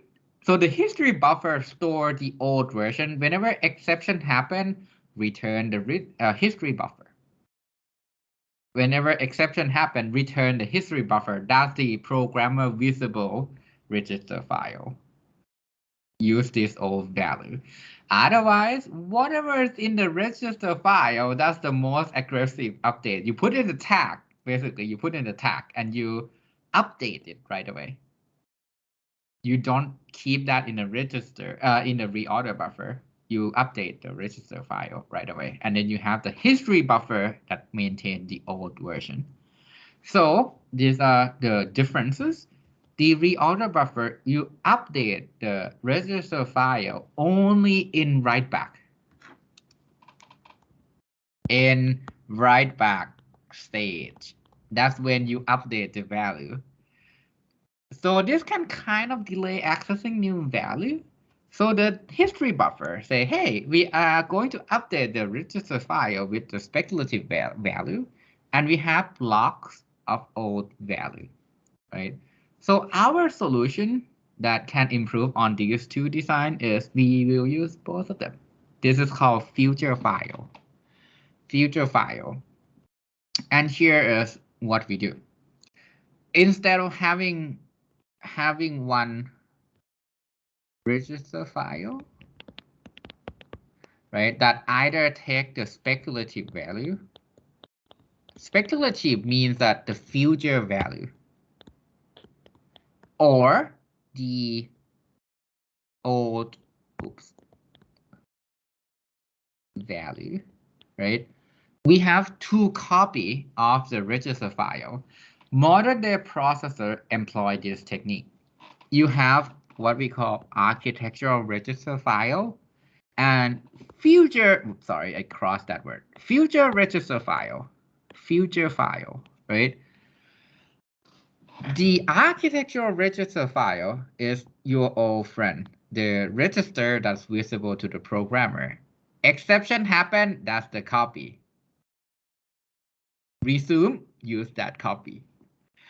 The future file, this get updated whenever I finish my instruction. Whenever I finish my instruction. So the future file is used speculatively. Whenever I finish an instruction, I update the future file. The architectural file is used for state recovery. Whenever precise exception happen, you return that. So here's one example. The same instruction, you have the architectural register file and the future file. Same things here, right? Same things here. Give me the, let's use the same initial value. 20, 21, 22, 23, 24, 25, 26, 27.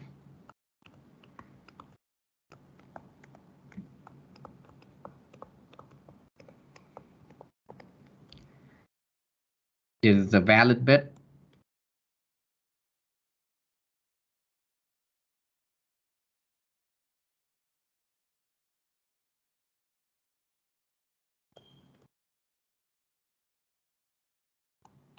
Oops, my bad. Everything should initially be valid. Valid, valid, valid, valid, valid, valid, valid, valid. All right. So you come in. The first instruction, add instruction. Tag again A, B, C, D, and E. Not valid because I still doing this add. Source 1 is R1. You then check the future file. Check the future file. Source 2 is R2. Check the future file. So that's 21, 22. Value is not available, right? It writes to R3. It writes to R3. In this case, you say, hey, R3, if you want that value, not valid. Entry number A. Not valid. You go look at entry number A. R3 and R4 for the second instruction multiply comes in. Not available. Where's R3? Go look at the future file. R3 is not available. So I'm going to get here A. And R4 is going to be, where's R4? 24. Right, so you look here. What do you write to? You write to R5. So in that case, you're going to get rid of this, saying, hey, R5 is not valid. If you need one, go look at entry B. Then for the third instruction, you want R6 and R7. So that's 26 and 27 not available for the value because I'm still computing and that's not valid. You update R3 again. So you go in here and say, hey, if you want R3 now, you go to instruction C. Look at how I didn't do anything with the architectural register file. I did not do anything with the architectural register file, right? And then what I do is I would compute R3 plus R2, so that's C plus 22, not available, and update this into D. And to see the difference, right? To see the difference, let's say by some black magic, instruction C finished first. By some unknown black magic, I have the value. What's 26 plus 27? 53. Right? C is valid. What I will do is I'll keep C there. Whoever needs C in that case gets 53. So in this case, I'm going to update this entry with the new value 53, right? Again, I haven't done anything to the register file, right? And again, let's say by some black magic, right? By some black magic, the last add finish.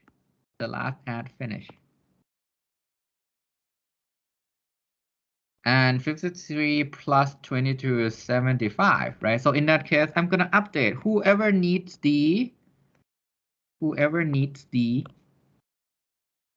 this become valid, and this is 75. You see how I have not updated the architectural register file. I update it whenever the oldest instruction finish. Let's say this instruction, the first add finish. That's 43. Then I'm going to update both, right? Both, anyone that has a tag A, which includes the R3 right here. Valid 43. This allows you to have the copy that you can send to the programmer anytime. Anytime exception happen, you just go finish what's in the ROB, architectural register file is the programmer C. You keep the speculative copy that you can come back and resume execution right away. you can come back and resume because you have the future file so you can resume right away มีคำถามไหมครับ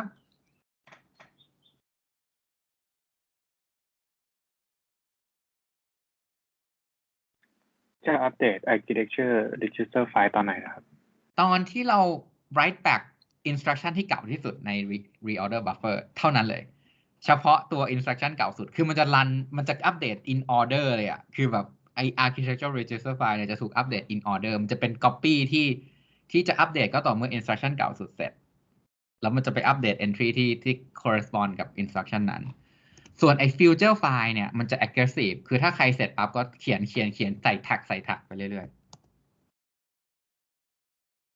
ๆ ขอบคุณครับ มีคำถามไหมครับใกล้เสร็จแล้ว out of order execution อาจารย์ครับงั้นตัวที่ต้อ ครั ง บ อัปเดตตัวไปคือ B เหรอครับหรือว่า มันก็คือไอการอัปเดตนี่ไม่ถึงในกำลังพูดถึงไอ table ข้างบนใช่ไหมครับที่มี tag กับ valid พวกนี้เนาะ ครับ อันนี้ขึ้นอยู่กับความเมตตาของ pipeline เราก็คือถ้า pipeline เราอันไหนเสร็จปั๊บอัปเดตเลย อืม เมื่อกี้ผมบอกว่าด้วยมนต์ดำอะไรสักอย่างหนึ่ง C กับ D มันเสร็จก่อนสมมุติด้วยมนต์ดำอะไรสักอย่าง C กับ D มันเสร็จก่อน A กับ B เราก็อัปเดตแบบนี้ได้ ครับผมหมายถึงว่าถ้าสมมติว่าคือตอนนี้ถ้าสมมติว่าเราทำไอ้ตัวที่มันอยู่ในแท็ก A เสร็จหมดแล้วครับแล้วก็รายละเอียดไปที่ arc register file ใช่ไหมครับ ครับ ตัวลำดับถัดไปมันคือตัว B ก็จะเสร็จตามมาแล้วครับเพราะว่าเรารู้ A แล้วใช่เพราะว่าพอเรารู้ A ปั๊บ B ก็จะถูกอัปเดตนี่ A นี่ใช่ไหมครับเพราะว่าเรารู้ A ปั๊บเราก็จะแทนค่า A ด้วยเท่าไหร่43แล้วก็จะ dispatch คำว่า dispatch ก็คือผมโยนอันนี้เข้าไปใน execute stage ได้แล้วเพราะว่าเรารู้ operand ทั้งหมด อ๋อโอเคมันต้องถ้าจะอัปเดตเข้าไปที่ arc register file มันต้องรอให้ถึงขั้น write-back ก่อนเนาะแต่อันนี้เราโยนไปที่ execute ใช่ก็คือเราต้องทำ write back instruction นั้นเลยอ่ะมันถึงจะอัปเดต architectural state ได้โอเคครับขอบคุณครับโอเคครับเห็นภาพขึ้นไหมทุกคนว่าเฮ้ยตอนนี้มันทำทุกอย่าง out of order แล้วมันจะทำ order เนี่ย C กับ D เสร็จก่อนเพื่อนเลยแล้ว A กับ B ก็เสร็จก็ได้แล้วโปรแกรมเมอร์ก็ยังเห็น in order อยู่เราสามารถโปรแกรมด้วย order ที่เราต้องการได้คือชีวิตโปรแกรมเมอร์ง่ายขึ้นแต่คอมพิวเตอร์จะเร็วขึ้นด้วยความที่มันใช้ data flow ทีนี้ถ้าเกิดว่าพอ B มันเสร็จปุ๊บแล้วมันไว้แบกเนี่ยมันจะไว้ไปทั้ง B C D เลยใช่ไหมถูกต้องมันก็จะ write B C D แต่ละ cycle แรก write B cycle ที่2 write C cycle ที่3 write D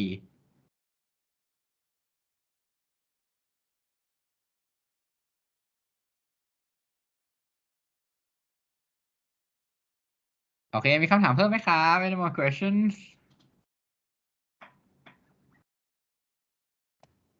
Okay let's move forward then what are the overhead right now we talk about the cost because we have to have multiple buffer right so further overhead we have 2 copies of the register file right this can be kind of costly so one thing we can do is to get rid of one of them how the question is how again right now we are going into the more engineering phase of our mechanism because the overall goal is the same these are my goal but how do I implement it right so again the solution is go back to indirection and one thing we can do is to instead of having this future file we have another table at each execution unit the adder the multiplier so you only have one single storage for register the architectural register file that's your friend right and you map the future value that you store somewhere else right at the register aliasing table this map is used to speculate what should be the future value and you have the architectural map to use with the state recovery right so again this same example I'm not gonna go through this example. Or actually, let me go through. Let me use the sample question on the sample exam because that's much more clear. Is that okay? Basically, we'll go through this example when we wrap everything up because this is how we wrap things up. โอเคไหมครับ เดี๋ยวผมขออธิบายเพิ่มอีกนิดนึงตอนให้ตัวอย่างในจาก sample exam เนาะเพราะมัน diagram มันดีกว่าเยอะ อันนี้ผมไม่มีที่วาด but one key message here is you have one register aliasing table per ALU, right? And to address Tony's question on the chart, when exception occurs, you are right. We then return the architectural register file to the programmer saying, hey, that's the value of what you're supposed to see. The rest kept it in the microarchitecture level. Programmer never see that, but we can resume execution quickly, right? So we'll wrap this up in a bit. Before we go, we need to talk about checkpointing. Anyone here heard about the word checkpointing before? What is a checkpoint? Anyone here play like first-person shooting game, and when you reach a checkpoint, what happened?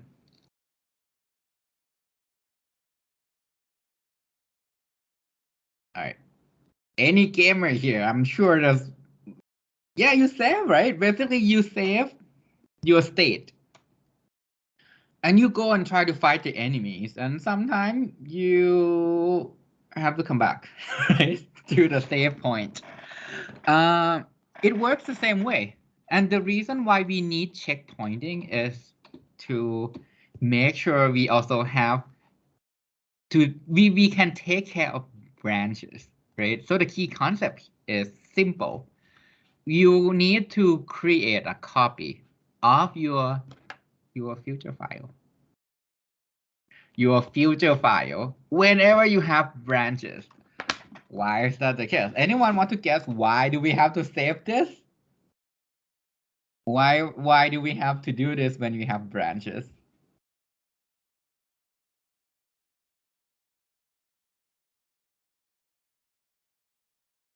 If the computer shut down for some reason. Yeah, but that's a little bit way too unfortunate, right? But when you have if else, what do you do? What do you do about if else? What did we cover last week? Branch prediction. Branch prediction. So if you predict correctly, life is good, right? If you mispredict, what happened to my future file? Because if you mispredict, right?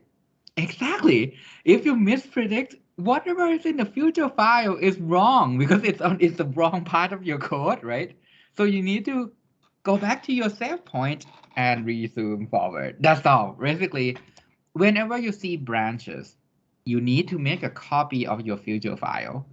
These checkpoint copies are updated with instruction for the register so that when you have branch misprediction, you can restore your future file, then flush whatever is in the pipeline through the drain, and then remove the checkpoint, and then you can resume the correct part of your branch. So do you see why branch prediction can be important here? That you want to be as correct as possible?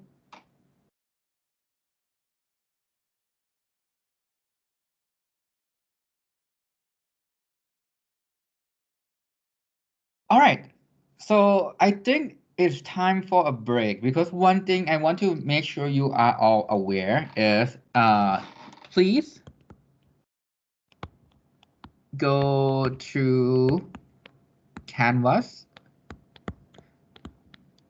and I cannot write. I don't know what happened to me. And checked out the sample exam on the out of order question. It will be on the Canvas website because we're going to go through that question in this class.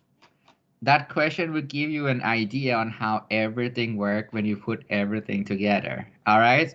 So we'll do a quick break. We'll resume at 3 o'clock. Is that okay? In the meantime, please go to Canvas, download that PDF.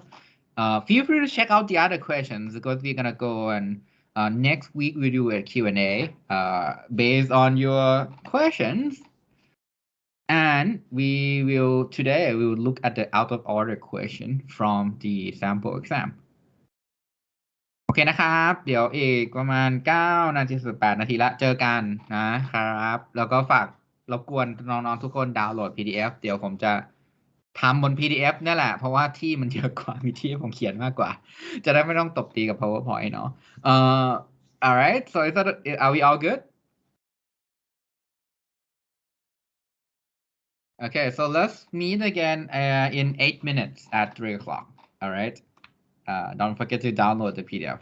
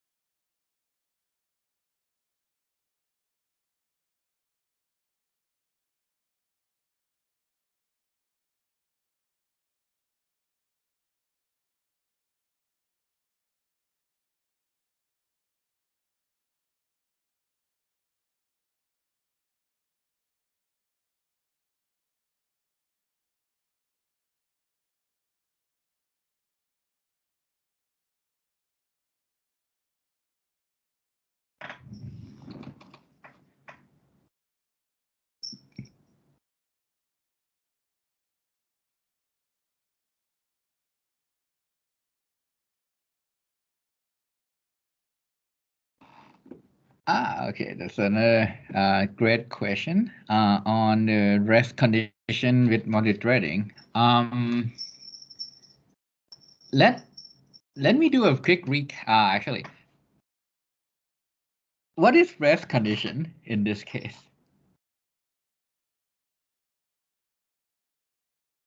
I just want to kind of like get at the I guess the explanation. But can you basically type what does rest condition typically mean in the context of multithreading?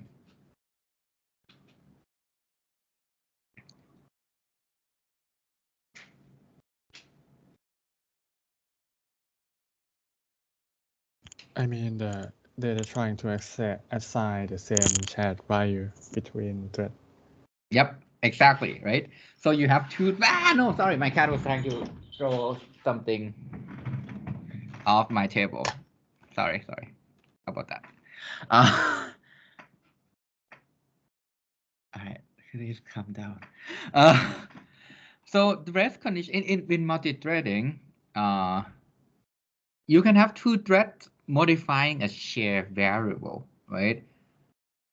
And rest condition is when one thread rests to modify that value, while the other threads are trying to modify the same value. So whoever gets there first, right, would basically be the first to write over, and that can be bugs that tie to rest condition. For example, I'll use this example. Let's say you have an ATM machine, right, and you have a credit card. And somehow someone is stealing, basically trying to do a transaction on your credit account at two places at the same time. Someone's trying to use the credit card at two places at the same time.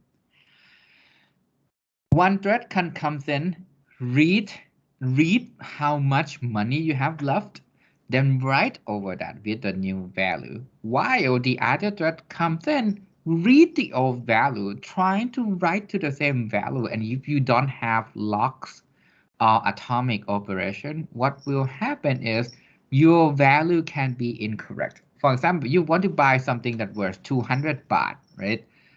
Twice. You buy something that worth 200 baht twice. Right now you have 300 baht in your bank account, right? Which means you are not supposed to be able to buy it. You get 100 left and you can only finish one transaction. In that case, you're gonna withdraw or pay 200. You read the value, how much you have left, 300, okay, fine. The other thread comes in while before you finish writing and update the value to 100, the other threads come in, read the value, yeah, double spending, right? Read the value, it's like, oh, 300, so I'm gonna write 100 to that variable. So both of them trying to write 100, you get two items worth 200 baht, right? And at the end of the day, you have 100 left. So this is the problem with rest condition. And I think we all wish we could, right? But it's a bad thing. It's a bad thing because at the end of the day, it is, I mean, you're basically stealing, right? So the issue here is, right? The issue here is, how can we prevent this from happening? So what's the common techniques with rest condition?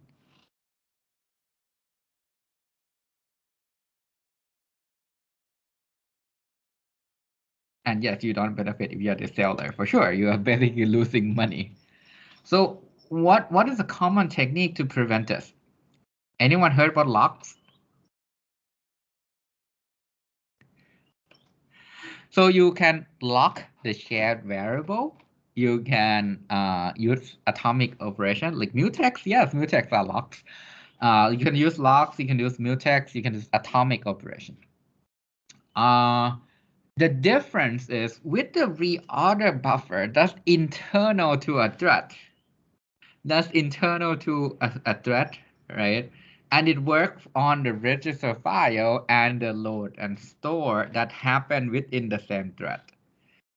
With rest condition, it happened with multiple threads, a totally different PC, right?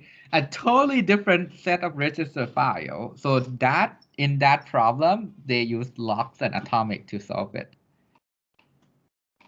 the ROB is tied to the CPU. Think about this way. The ROB is tied to the CPU. So each CPU has its own ROB, and each thread is mapped to a CPU. Is it clear? The ROB is tied to the processor core, and the thread is mapped to the core. So in that way, when you have a running thread, they have their own ROB.เคลียร์ไหมครับหรือว่างงกว่า Yeah, okay. So in I think lecture, if I remember correctly, 14, we'll talk about this problem. We'll talk about this problem in lecture 14 once we have a little bit more background into the main memory, right? So we'll kind of expand into multiprocessor, multithreading, and GPU. For now, ROB is not really exactly designed to basically attack that problem, right? So let's put everything together. Let's resume the lecture and put everything together. What we just did, again, is a dynamic instruction scheduling, right? You have instruction coming in, you keep fetching, fetch. And then you put things in this instruction window, right? You put things in instruction window and you dispatch. You basically dispatch like, oh, this instruction is ready to go. Go put that in the pipeline. This instruction is ready to go. Put that in the pipeline. What we assumed earlier is we rely on compiler to schedule the instruction, but with out of order, right? With out of order, the hardware would keep fetching instruction in and schedule what goes next, what should be fed to the pipeline. Why is that good? Because sometimes an old instruction can stall everyone else, right? If you have a long latency load operation, that will stall everyone else. So you better find another future instruction to be scheduled to resolve this. Because if they are independent to the result of that load, then you're good to go. So what you have here is you can have out of order instruction dispatch. You dispatch instruction in any order as long as the operand are ready, right? You move the dependent instruction out of the way. Oh, you have to wait for your own operand, stay there. For those future instructions that can be executed, execute them, right? So the benefit clearly is faster and it can tolerate long latency instruction because you cleared it up from the queue, future instruction comes in. But now what's the key component? The first key component is called the reservation station. Reservation station is, you think of it as the window, right? If a certain operation can be dispatched, you put that in the reservation station. Sometimes we call this scheduling window. Scheduling windows is the window that tells the schedule. If I have all the operands ready, I put that in this window. Then you have another separate structure to reorder, like reorder buffer, right? And this is called instruction window. Instruction window is when you fetch and put that in the instruction window. Once the instructions are ready, they are forwarded to the reservation station. And then you have the register aliasing table. So basically the structure is like this. Oh, my bad. You have instruction window. So you fetch, right? Basically you fetch, put it in instruction window. Instruction window, whenever things are ready, you reserve in the reservation station. To dispatch instruction to the pipeline. This allows you to kind of keep fetching, fetch.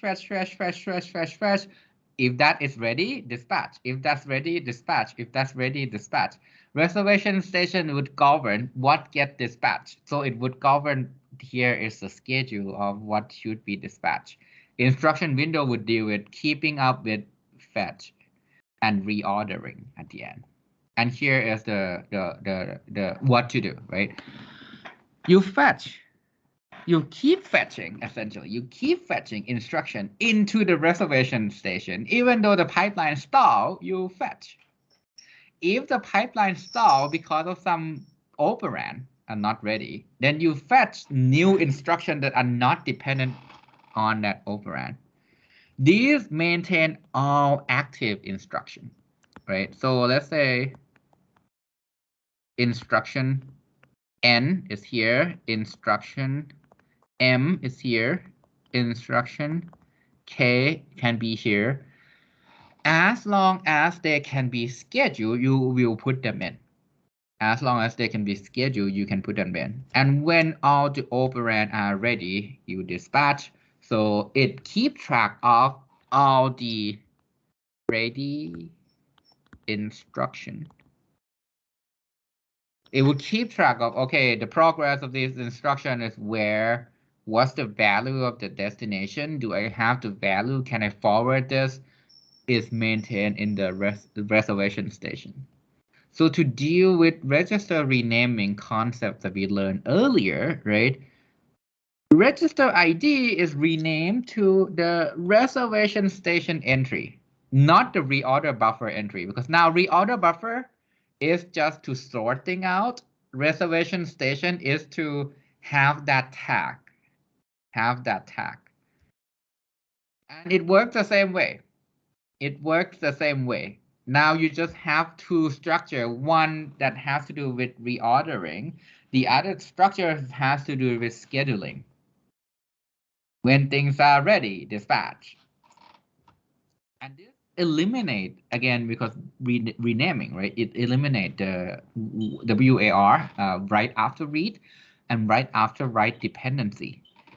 And this virtually enabling the performance of having a lot of register, even when the ISA has just a few register. And to schedule, this is a long slide, so I'm gonna go through this in a like a slow step, right? And the next slide is basically we go to our example. The way you can schedule is called Tomasulo Algorithm. This is one of the most algorithm in computer architecture that use in out-of-order processor that you use nowadays. When reservation station is available, right? When they are available, right before you do renaming, you insert. If you have entry in a reservation station, put something in. Then you rename. Then you perform register renaming. If the station is not available, that's when you stall. That's when the CPU stall. And inside the reservation station, for each instruction, you dispatch and you label what entries are we looking for the tag. When the tag is ready, it will be broadcast in a common data bus. The common data bus will come from the ALU. Let's say you finish adding, right? When you finish adding, it would declare, whoever needs this tag, I finished the add, get that value, right? It in some way works as if these are data forwarding. You forward the tag, whoever needs a tag, update. Whenever you have both operands ready, dispatch. And after the instruction finish from the functional unit, again, you broadcast the tag. Whoever needs this value, go and take it, right? So here's what happened when you put everything together. I'm going to open up a different file, right? So I need to stop sharing and share the screen, my second screen instead. So let me do this very quickly.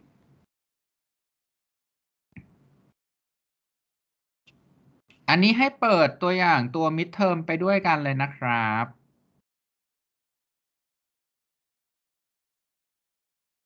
wrong one, wrong program. I need Microsoft Edge. to edit my annotation.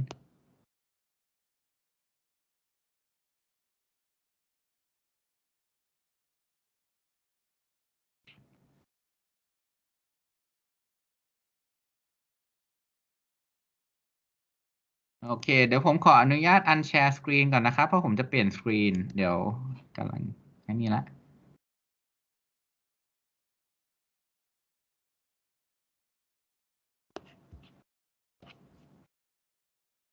สกรีนขึ้นแล้วบอกด้วยนะครับพิมพ์ไม่หน่อยถ้ามันขึ้นบางทีมันใช้เวลา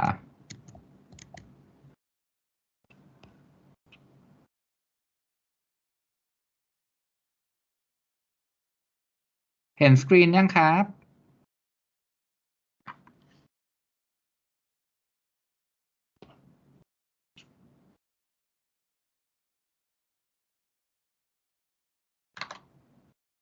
Okay, perfect. Now that's up. So if you go look at this exam, right, you will see that question, I think, what question? That'll be an out of order question. Here, right, I'm gonna give you 5 minutes to read the first part, which is here are all the assumptions. Here are all the assumptions. So that we are all on the same page on what the question is asking. Is that okay?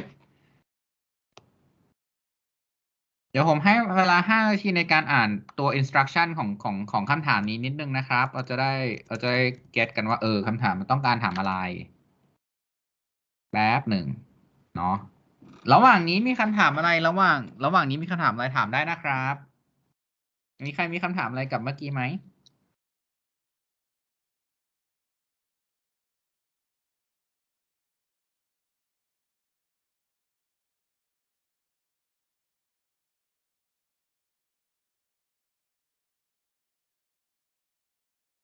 ก็แอบแท็บไปดูแชทเผื่อมีใครถามเข้าไปในแชทแล้วผมไม่เห็นไม่มีโอเค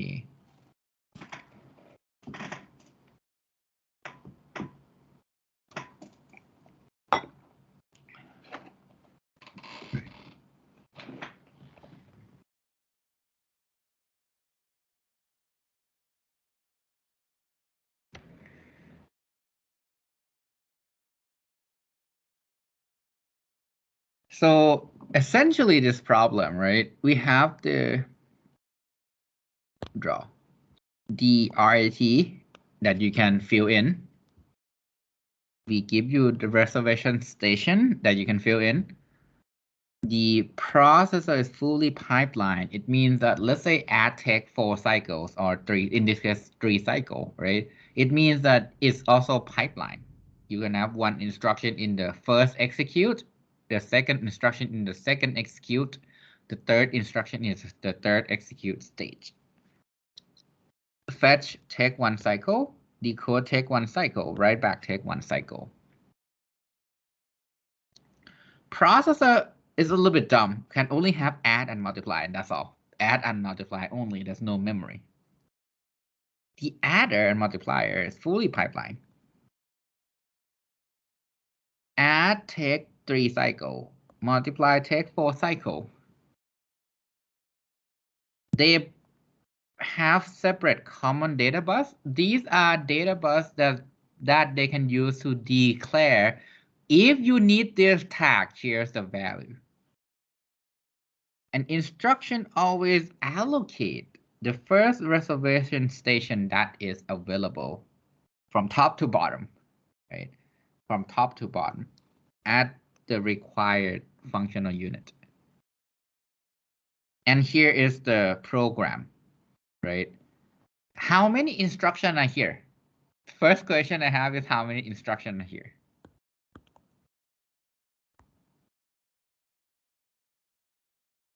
It's 1, 2, 3, 4, and 5, right? The first one is an add. You add R5 plus R6 into R1. Then you add, multiply, my bad. You then multiply.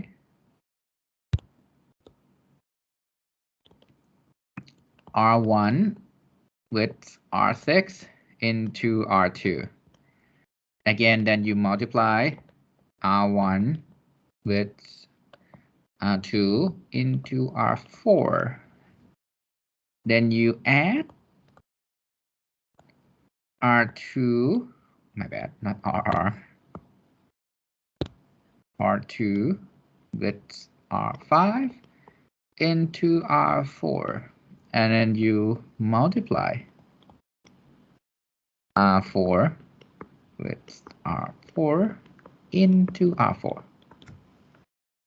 Right? And one quick thing that if you look at the table, basically it's like fill in the instruction. The only thing that we give you is R1 here, because if you have not realized there are 2, 3, R4 version 1, R4 version 2, and R4 version 3. There are 3 versions of R4. The one that comes out of the multiply to the left, the one that comes out of the add to the right, and the one that is used by multiply and comes out of the multiply. So on the instruction side, we need to give you this hint because it would tell you that's the instruction that involved with R1, which is the only one here that's multiply. So you can say, hey, this is the multiply. R1 and R2 together, right? R2 and R1 into R4. Then you fill in the rest, which is the add, multiply,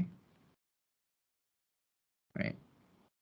R1, R2, the source one is R5, source one here is 1, and there's R6, this is R6. And for the last 2 instruction, again, this is an add, and this is a multiply. Right? You multiply you add R2 with R5 into R4. And you multiply R4 with R4 into R4. Any questions so far? This should be pretty simple. Just translate that to instruction. มีคำถามไหมครับสำหรับพาร์ทแรก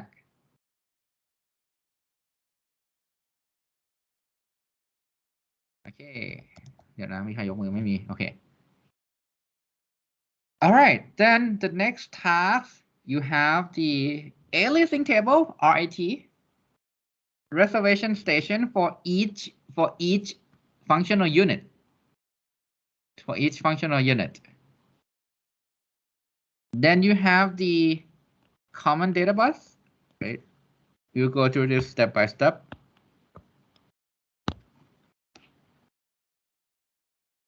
Let's assume some initial value for our register, right? So initially everything is valid. And let's, for the sake of sanity, I'll assume value is 0, 1, 2, 3, 4, 5, 6, 6, and 7, right? Tag is R0, R1, R2, R3, R4, R5, R6, and R7. And now I'm gonna copy over the instruction, right? The add R5 into R1. Okay, let me go back. Multiply R1 with R6 into R2.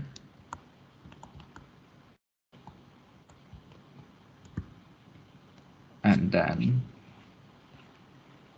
multiply R4 to R1.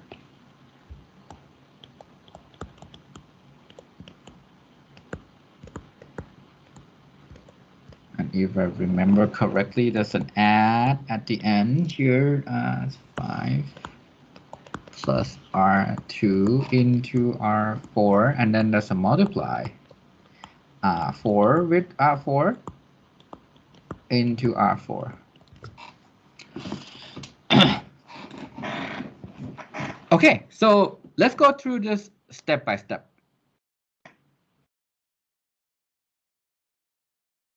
Cycle number 1, you fetch. You fetch.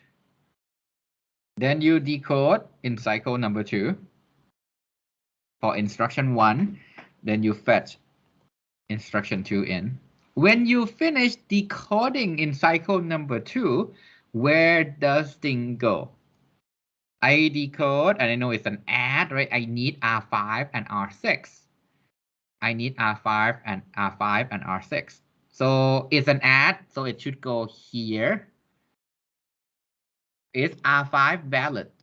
I check R5, right? Is it valid? It is valid. Tag is R5. Value is 5.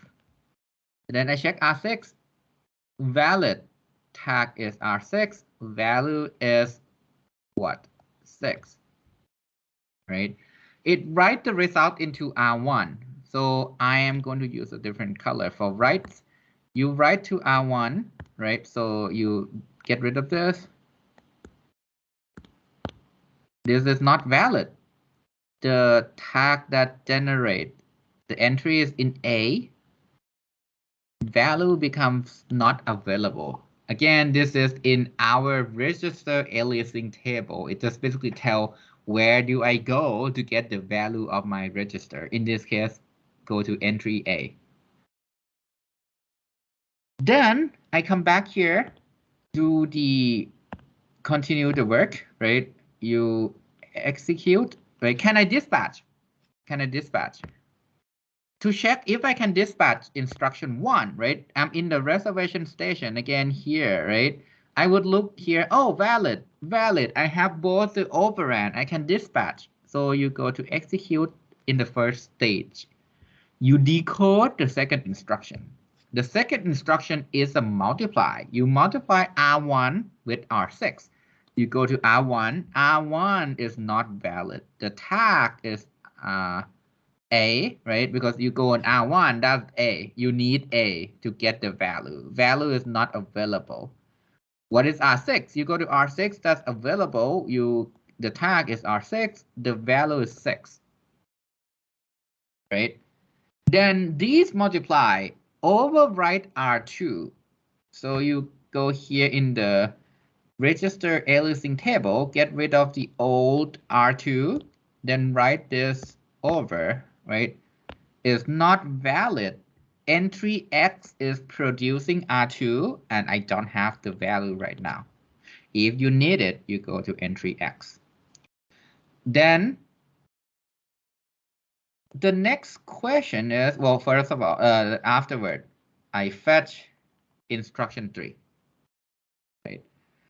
I finished decoding instruction 2. Now I'm fetching instruction 3 in the same cycle. Instruction 1 in the next cycle is in the second stage of my execute.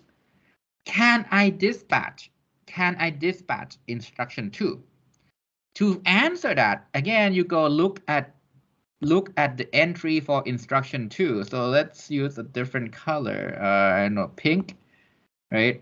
You go check it, and it's like, oh, it's not valid. One of the operand is not valid, so I can't do anything here. Then I'm gonna decode the third instruction because I just fetch, right? So I can decode the third instruction. That's a multiply. Multiply need R2 and R1, right? So you go look at R2. R2 is not valid. The tag is X. The value is not available. Then you go look into R1. R1, again, is not valid. The tag is A. I don't have the value. I'm going to write over R4. Erase, right? R4. With a new tag. Now, R4 is no longer valid. The instruction that produced R4 is in tag Y, and I don't have the value yet. Right? And again, I can keep fetching because my stations are not full, right? My reservation station is not full. I can keep fetching. Yay, fetch. I finished my first add for the execute stage. So in the next cycle, I can declare that who needs A, you can dispatch. Instruction number 2, anything is still waiting. It's still waiting for its data. So I cannot do anything here. Not valid, not valid. So the third instruction also cannot do anything. You cannot dispatch them because it's not valid. Then you decode, right? To decode the fourth instruction and you fetch the fifth instruction. When you decode the fourth instruction, which is this add, you go look at R5 and R2, right? R5 and R2. So you go check, what is R5? R5 is valid. The value is 5. R2 is not valid, right? It's not valid. Tag is X. I don't have the value yet. The next cycle, this is done. So it's basically put the value of A into the common data bus, and the value of A is 5 plus 6. That's 11, right? So it's basically inform who needs A, take the value 11. So it goes search the table.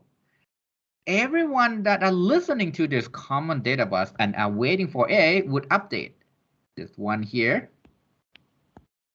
This one here, right? So let me use a different color again. When you update, I'm going to use the color rate, right? Valid now is 11. Oops. Tag is still A, and now it's 11. Erase this because A becomes valid, right? Whoever needs A, take the value 11. Valid tag is A, value is 11. Valid tag is A, value is 11. Now that we have A, you can see that the tag for X, both tag for X are valid. So you can now dispatch. You can now dispatch the first multiply, execute 1.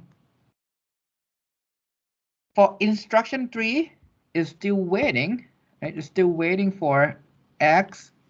Instruction 4 is still waiting for Y. Instruction 5, you're decoding right now, right? So over here, you can't do anything here. You can't do anything here. This instruction go into the write back stage. You decode, right? You then decode the last instruction, which is the multiply R4 with R4. Then you go look here. It's like R4 is Y. It's not valid. Again, Y not valid. All right. Oh wait, that's a station for an add. Okay, my bad. I added the wrong station. This is a multiply instruction, so it should go to the right side here. Not valid, Y, not available. Not valid, Y, not available.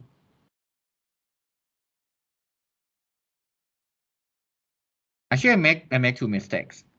Instruction 4 is an add, so this thing's supposed to go here. And someone is at my door. I'll be right back.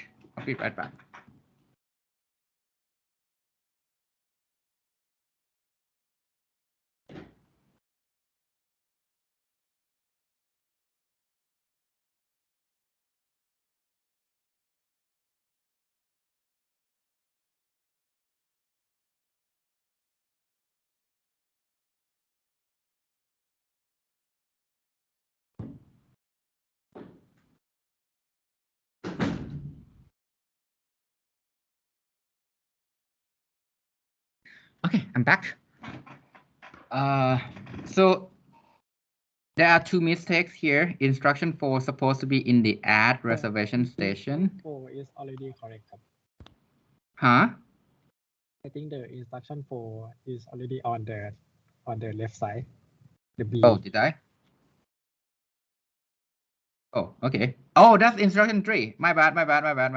Okay, what was the old value? I forgot. Instruction 3 is R2 and R1. R2 is X. X is coming from, so it's not valid, X, and not available.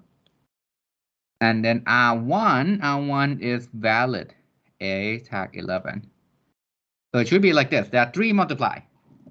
Thank you. So it's correct. It's already correct. So the next cycle, you execute 2 here. Can't do anything here. Still waiting for the operand. Cannot do anything here. Cannot do anything here.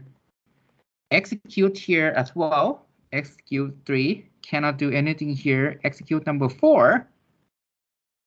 Cannot do anything here. Right? I have some question. Yep. For the instruction 2, don't we have to wait for the instruction 1 to finish while back? No, because once you finish the execute stage, you know A. So this particular optimization, you have the common data bus. The common data bus basically declare whoever needs A, come gets it from here. So by the time execute is done, the data is forwarded everywhere.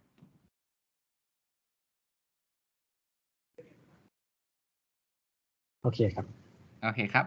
So when instruction 2 is done, instruction 2 is the first multiply, right? Instruction 2 is the first multiply. When it's done, it say whoever needs X, take it, which is this one, and this one, right? So those are the 3 that need X. Valid X again, but the value is 11 multiplied by 6, that's 66. Valid X 66, valid X 66. And now that we have both instruction ready, the instruction B, right? Both of them are valid. So you can dispatch both of them at the same time. Execute 1 for the multiply and execute 1 for the add, right? So you can do execute 2, execute 3, execute 4, execute 2, execute 3. And then this is right back, right? And then when you have Y, which is, well, basically over here, you will forward B, and then over here, you forward Y, right? So when you forward Y and forward B is not in the register aliasing table because no one uses it anymore. But when you forward Y, you then update this entry, and this entry, right? Valid Y, and Y is 66 multiplied by 11, that's 736, I think. If I do the math, so I think 26, right? Valid Y,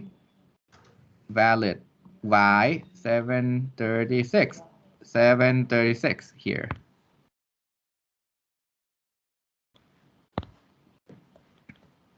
And then you can run execute 1, execute 2, execute 3, and execute 4, and write back. And that's when things are done. Basically, that's when we finish all the computation. All right. มีคำถามไหมครับ Any question? อาจารย์ครับแต่ว่ากว่ามันจะทำ write back เสร็จมันต้องรอ1 cycle ไม่ใช่เหรอที่ในโจทย์บอกที่ในโจทย์บอกว่า write back มันต้องใช้เวลา1 cycle ครับก่อนที่มันจะทำเสร็จไม่ใช่เหรองั้นก็หมายความว่าinstruction 2 มันจะ execute ได้ตอน cycle 7หรือเปล่าครับ Instruction 2. Oh, so the common data bus, basically the value is declared on the common data bus when the execute is done. เพราะว่าจริงๆแล้วเรารู้ค่าตั้งแต่พอเรา execute เสร็จใช่ไหมเพราะฉะนั้นเราทำ data forwarding ได้เราทำ data forwarding ไปที่ common data bus ได้เลยคือ forward ก็ได้เลยหลังจากที่ ใช่ครับคือมันถูก forward มาเลยแล้วมัน write back เมื่อไหร่เนี่ยมันไม่สนแล้วเพราะว่า value มันถูก forward มาเรียบร้อยโอเคแล้วก็มันจะมี tricky part ตรงนี้นิดนึง write back ตรงนี้ถูกหรือเปล่าใช่ไหมไอ้ตรงเนี้ยจริงๆมันต้องทำอย่างนี้มันต้องรอ write back ทีหลังเพื่อนเพราะว่ามันเป็น instruction ทีหลังอันนี้ต้องมาอยู่ตรงนี้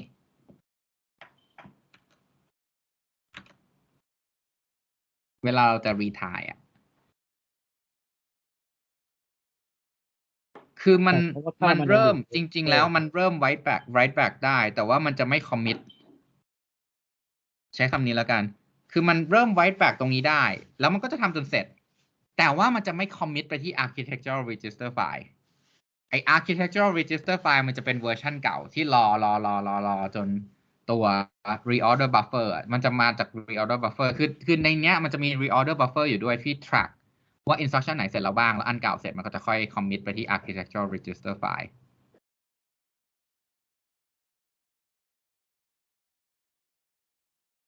โอเคไหมครับ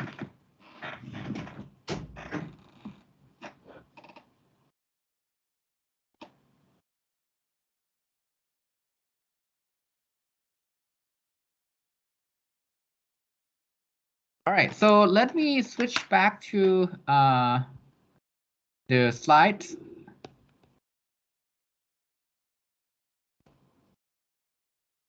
นิดนึงครับ อันนี้คือถ้ามันออกข้อสอบคือเขียนแค่สเตจสุดท้ายใช่ไหมครับ เวลาตอบ ใช่เพราะว่าผมไม่สามารถไอ้นี่ได้อยู่แล้ว ผมไม่สามารถดูว่าทำแต่ละสเต็ปยังไงได้อยู่แล้ว ผมก็จะดูสเตจสุดท้ายแหละ แต่ว่าอย่างข้อเมื่อกี้มันจะบอกได้ว่าไอ้ที่เหลือของสเตจสุดท้ายมันจะมี entry หลายๆอย่างว่าแบบดูว่าเราจะทำถูกหรือเปล่าผมก็จิ้มไปที่ไซเคิล9ไงผมไม่ได้จิ้มไปที่ไซเคิลสุดท้ายใช่ไหมครับ หมายถึงตัว register file ต้องเป็นที่อยู่ตรงสเตจ9เหรอครับ ใช่คือถ้าอ่านโจทย์เราจะบอกว่าเนี่ยเดี๋ยวดูโจทย์เราจะบอกว่าที่ไซเคิล9ทุกอย่างจะเป็นยังไง เพราะฉะนั้นไอ้ตัวสเตตตรงนี้ทั้งหมดมันจะต้องเป็นสำหรับไซเคิลไซเคิล9นะครับ ซึ่งมันจะไม่ใช่ตามนี้ มันจะเป็นตอนที่ผมทำตอนอยู่ไซเคิล9 ครับ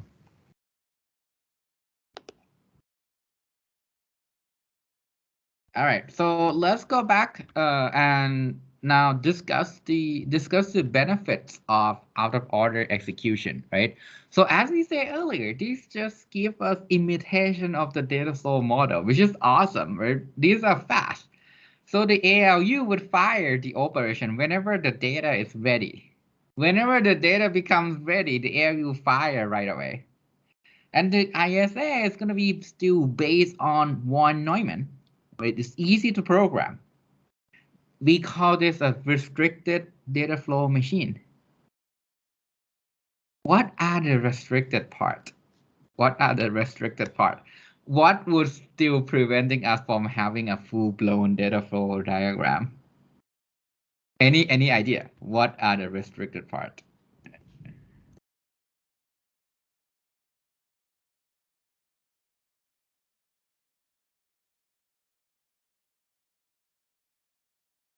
If the instruction are in series. If the instruction has a lot of dependency, right? So it basically means that I fetch thing in and I cannot dispatch, right? I'm basically waiting for earlier instruction. Then when can I tell I cannot fetch anymore? How is that happening?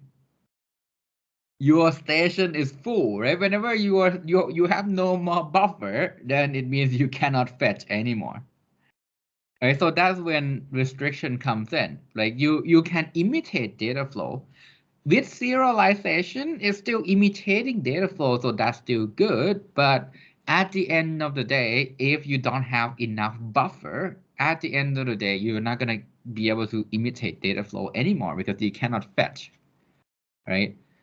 And then another thing is memory is not even a part of the picture yet. This is after the midterm material, we will then talk about memory. But let me kind of wrap up quickly that out of order still have to work with memory, right? So the content in the memory has to be updated in the program order as well. But it means that the dependency, right, the dependency of the load instructions sometimes are not known until the previous store finish. So next week, we will talk about the structure that can be used to handle and detect this dependency, right? Because one thing you can do is wait until all the store are done, and that can take a long time, right?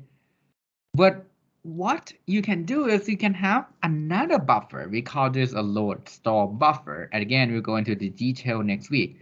To store, there are these addresses that you're trying to store value to. If there are future load, you can take this value, right? We can take this value later. Before we leave today, right? Before we leave today, don't forget about the review. If I recall correctly, it's due in a few days. Don't forget our second round of review. You did really awesome job on the first review. If you feel like you're taking too much time writing the summary, I'm okay. For those of you who I comment that say your summary is awesome, but you can make it shorter if that takes too much of your time. Feel free to do that. Midterm, as we said earlier, this is coming up in 3 weeks' time. On October, that week of October.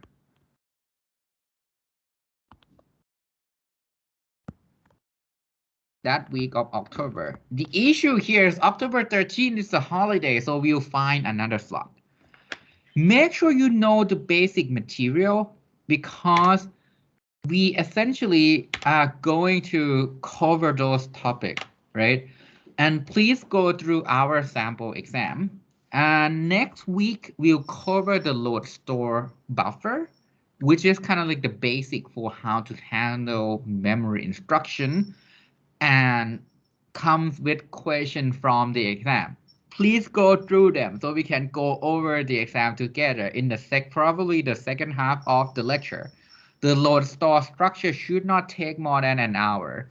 The rest would be to review these sample exam, review the topics that we went over so far, and to basically go through anything that you have questions about, right? Again, next week. Oh no, that wrong one. No. Next week there'll be a full lecture. That was for the TTGS lecture. Apology on that. That's it for today class. Any last minute question before we adjourn? มีคำถามไหมครับเลยอีกประมาณ10 นาที ผมถามตัวอย่างในเมื่อกี้หน่อยครับ ได้ครับเดี๋ยวผม เป็น ไซเคิล14อะครับ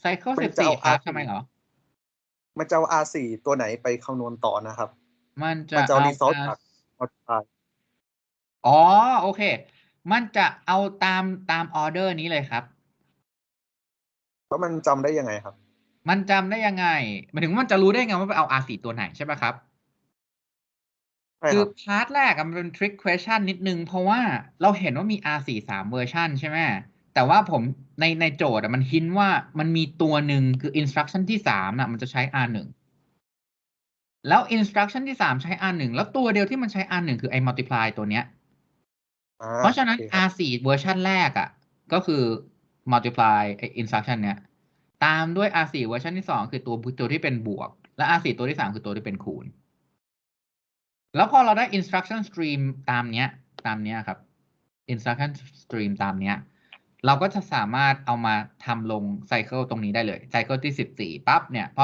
14ปั๊บถ้าเรา track ดูไอ้ table ตรงนี้ดีๆเมื่อเทียบกับ instruction stream ของเราตรงนี้เนาะตรงเนี้ยใช่ไหมเราจะเห็นได้ว่า R4 มันถูก label ด้วย Y R4 มันถูก label ด้วย Y เพราะฉะนั้น instruction ที่14มาปั๊บเนี่ยมันก็จะบอกว่าโอเค y เสร็จแล้วใครต้องใช้บ้าง y มีค่าเท่ากับ736ก็เอาไปใช้ซะเพราะฉะนั้นแทนที่มันจะเขียนว่า R4 มันจะเขียนเป็น y หมดเลยตรง operand ไอ้ source operand เพราะฉะนั้นมันก็จะบอกว่าเราจะใช้ y พอมีคนบอกว่า y เสร็จแล้วก็เอาไปใช้ได้เลยมันจะรู้ว่าอันนี้คือเวอร์ชันของ R4 ที่เราต้องใช้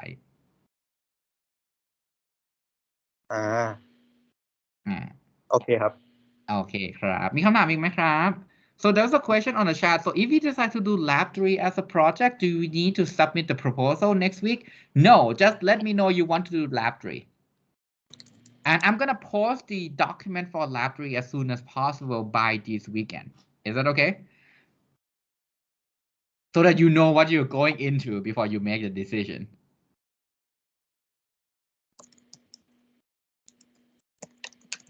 Oh, I'm going to make a submission. So 2 questions. You can let me know because I'm gonna open up the submission site on Canvas for the project proposal, just tell me what you want to work on. So you can explain to me you want to work on lab 3. For the midterm, it's going to be open book because there's no way for me to enforce any policy there because it's online. ผมก็จะให้โจทย์แบบ PDF แบบนี้ครับแล้วก็เชิญเอาไปทำให้เวลา30 ชั่วโมงเอาไปทำตอนไหนก็ได้ควรจะก็แนะนำว่าให้บล็อกเวลาไปสัก 3-5 ชั่วโมงแล้วกันควรจะเสร็จใน3แต่เผื่ออยากใช้เวลาเพิ่มก็เนี่ย 3-5 ชั่วโมงบล็อกเวลาไว้แล้วก็จัดทำเลยทำ exam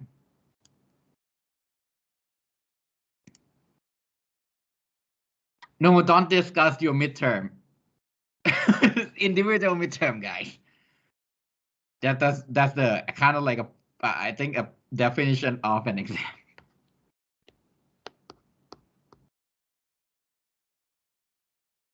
ผมแพลนว่าอยากทำโปรเจกต์เป็นแบบพวก GPU profiling ครับแนะนำพวก tool หรือวิธีทำให้หน่อยได้ไหมครับได้เลยครับเคยใช้ NVProf หรือเปล่า อะไรนะครับ NVProf มีจริงๆมีน้องหลายคนแล้วแหละพูดถึงเรื่อง GPU profiling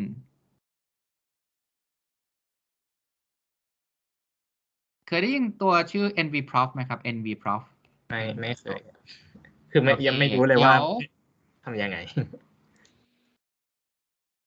อันนี้น้องทำพวก NLP อะไรพวกนี้ป่ะครับจริงๆผมทำงานเกี่ยวกับเคมีครับใช้ neural network แก้ปัญหาทางเคมีพวก KV ใช่ไหมแต่จะเป็นกราฟพวกเป็นกราฟ algorithm learning ได้หมดจริงๆแล้วคือพวกเนี้ยเราก็รันบน GPU อยู่แล้วใช่ป่ะครับใช่ครับตามลิงก์นั้นเลยมันมีอันนั้นมันเป็น Visual Profiler NVProf มันมี Command Line ด้วยมันทำได้หลายอย่างมันจะดูว่าสมมุติเรา launch kernel ไปแล้วเราใช้ GPU utilization เรากี่เปอร์เซ็นต์มันไปเสียเวลานั่ง handle branch เท่าไหร่มันเสียเวลาไปนั่ง handle part ที่เป็น data communication กี่เปอร์เซ็นต์ของ execution time แล้วเราก็จะได้มานั่ง optimize code เราได้ว่าเฮ้ยมันช้าทำไงให้มันเร็วอันนี้จริงๆถ้าเป็นจริงๆถ้ามันเป็นส่วนหนึ่งของโปรเจกต์ research อยู่แล้วอยากจะให้ทำโปรเจกต์แบบนี้เพราะว่ามันจะได้ไม่เสียเวลาเหมือนยิงนกนัดเดียวได้ยิงปืนนัดเดียวได้นก2 ตัวครับเพราะว่าเราได้ทำ satisfy project requirement ของคลาสเราด้วยแล้วก็สิ่งที่เราเรียนรู้หรือสิ่งที่เราเอาไปใช้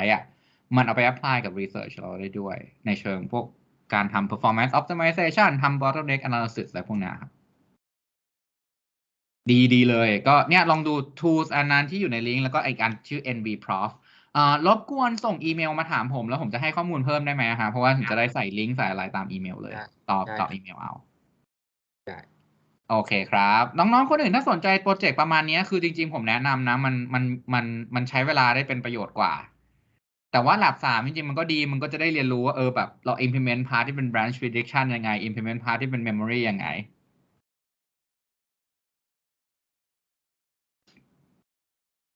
โอเคครับมีคำถามเพิ่มไหมครับไม่งั้นเดี๋ยวผมอาจจะไปรันกลุ่มมีตติ้งของ lab ผมแหละอีกตอน 4 โมงมีคำถามเกี่ยวกับตัว Reservation Station นะครับคือไม่แน่ใจว่าผมเข้าใจถูกหรือเปล่าคือมันเป็นตัวที่บอกว่าไอตัว out of order มันจะทำล่วงหน้าไปได้กี่ instruction ใช่ไหมครับคือมันเอาไว้เก็บ instruction ที่เรากำลังรอเพื่อ dispatch แล้วมันดูว่าค่าที่เป็น operand พร้อมหรือเปล่าถ้าพร้อมปั๊บจะได้ dispatch คือมันจะเก็บเหมือนเก็บ state ของทุกๆ instruction ที่กำลัง run อยู่ก็คือมันก็จะมี size limit ใช่ไหมครับใช่อันนั้นคือ bottleneck อย่างหนึ่งพอมันเต็มเรา fetch เข้าไปเพิ่มไม่ได้คราวนี้เราก็ต้องหยุด fetch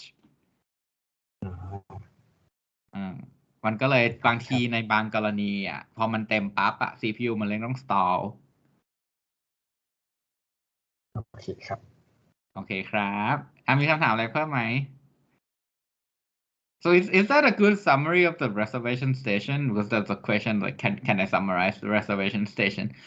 Basically, you keep fetching new instruction into the reservation station, and if you can dispatch, you dispatch right away as soon as possible. Otherwise, you're gonna wait based on the tag in the reservation station. So it's used to guide what can be scheduled. For the reorder buffer, is used to sort. It's used to sort back into the correct order.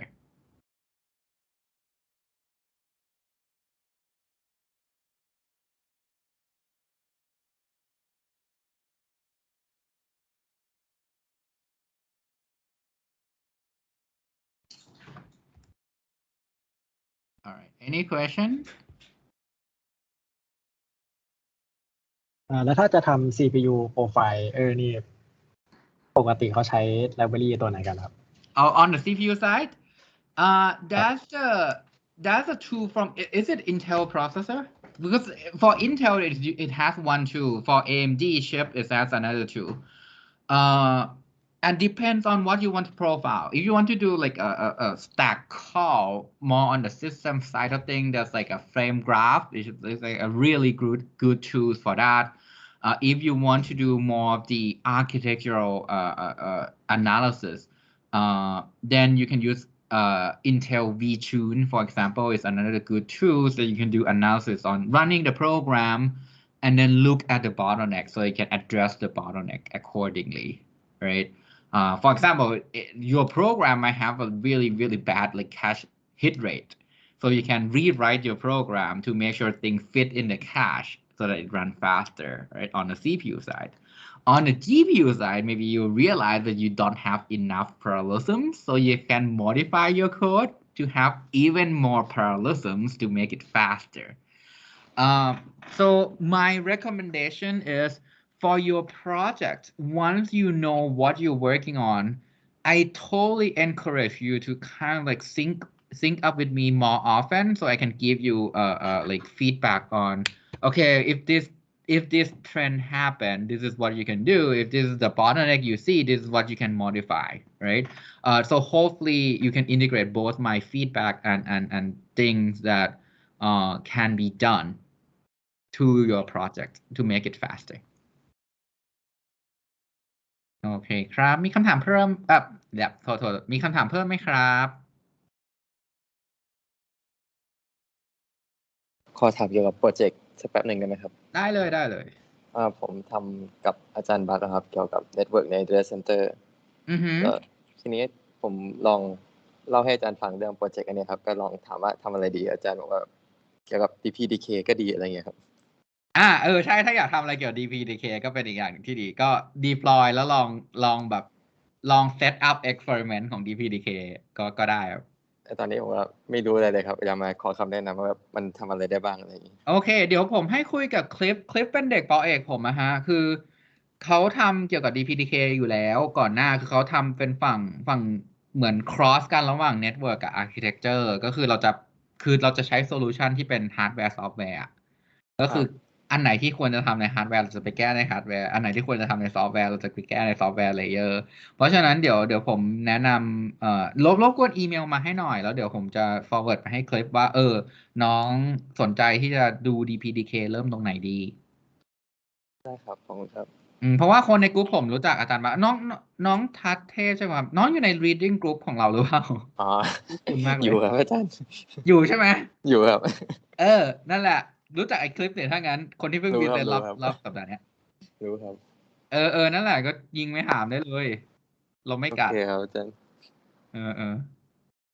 เราอยากทุกคนผมมั่นใจว่าตอนนี้ทุกคนอยากจะ collaborate กันแหละคือมันเป็น culture ที่ผมอยากจะ apply กับ research culture ประเทศไทยเนาะแล้วผมคิดว่า Wistech เนี่ยอย่างน้อยทุกคนที่ Wistech ทำเป็นเนี่ยฮะก็เป็นที่เริ่มได้ดีแน่ๆว่าแบบถ้าเราไม่รวมหัวกันทำวิจัยมันไม่มีทางสู้แบบ MIT ได้อยู่แล้วไม่มีทางเลยเป็นไปไม่ได้เพราะว่าตรงนู้นเวลาเขาทำ research นะเขาก็จะดูว่าคนไหนมี resource อะไรบ้างแล้วแม่ง collaborate เป็นทีมใหญ่มาทีมใหญ่เลยเพื่อทำ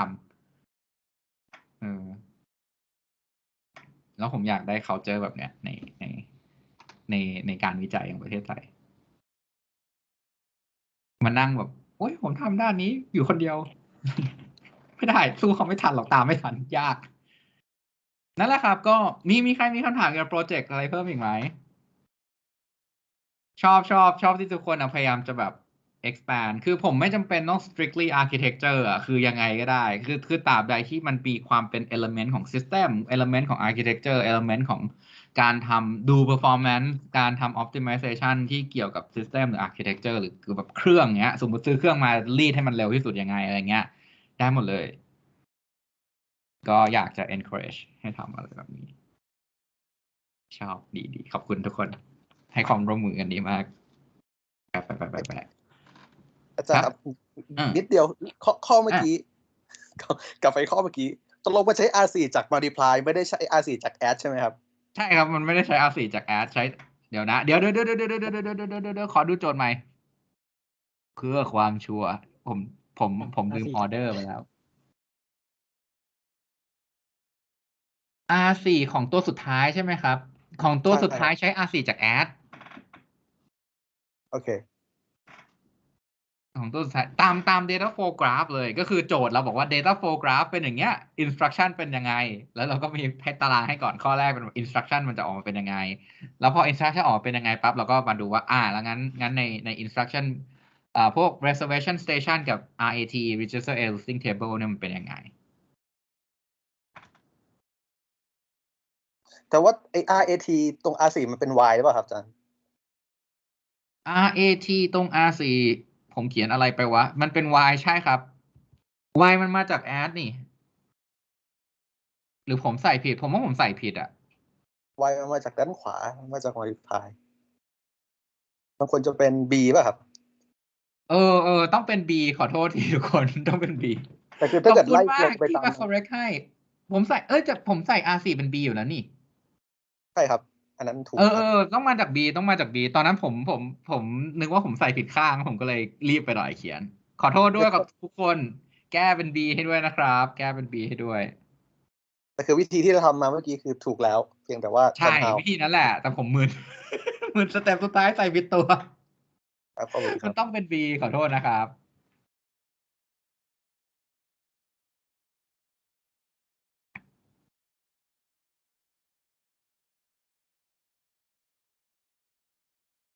มีคำถามเพิ่มไหมครับถ้าไม่มีเดี๋ยวก็ขอบคุณมากเลยเดี๋ยวรบกวนอัปโหลดเหมือนเดิมสไลด์วิดีโอไม่มี access ไงแล้วเดี๋ยวผมจะโพสต์เข้าไปใน YouTube ทุกคนจะได้เข้าไปดูได้ง่ายๆเนาะขอบคุณมากเลยนะครับครับโอเคครับสวัสดีครับสวัสดีครับสวัสดีครับ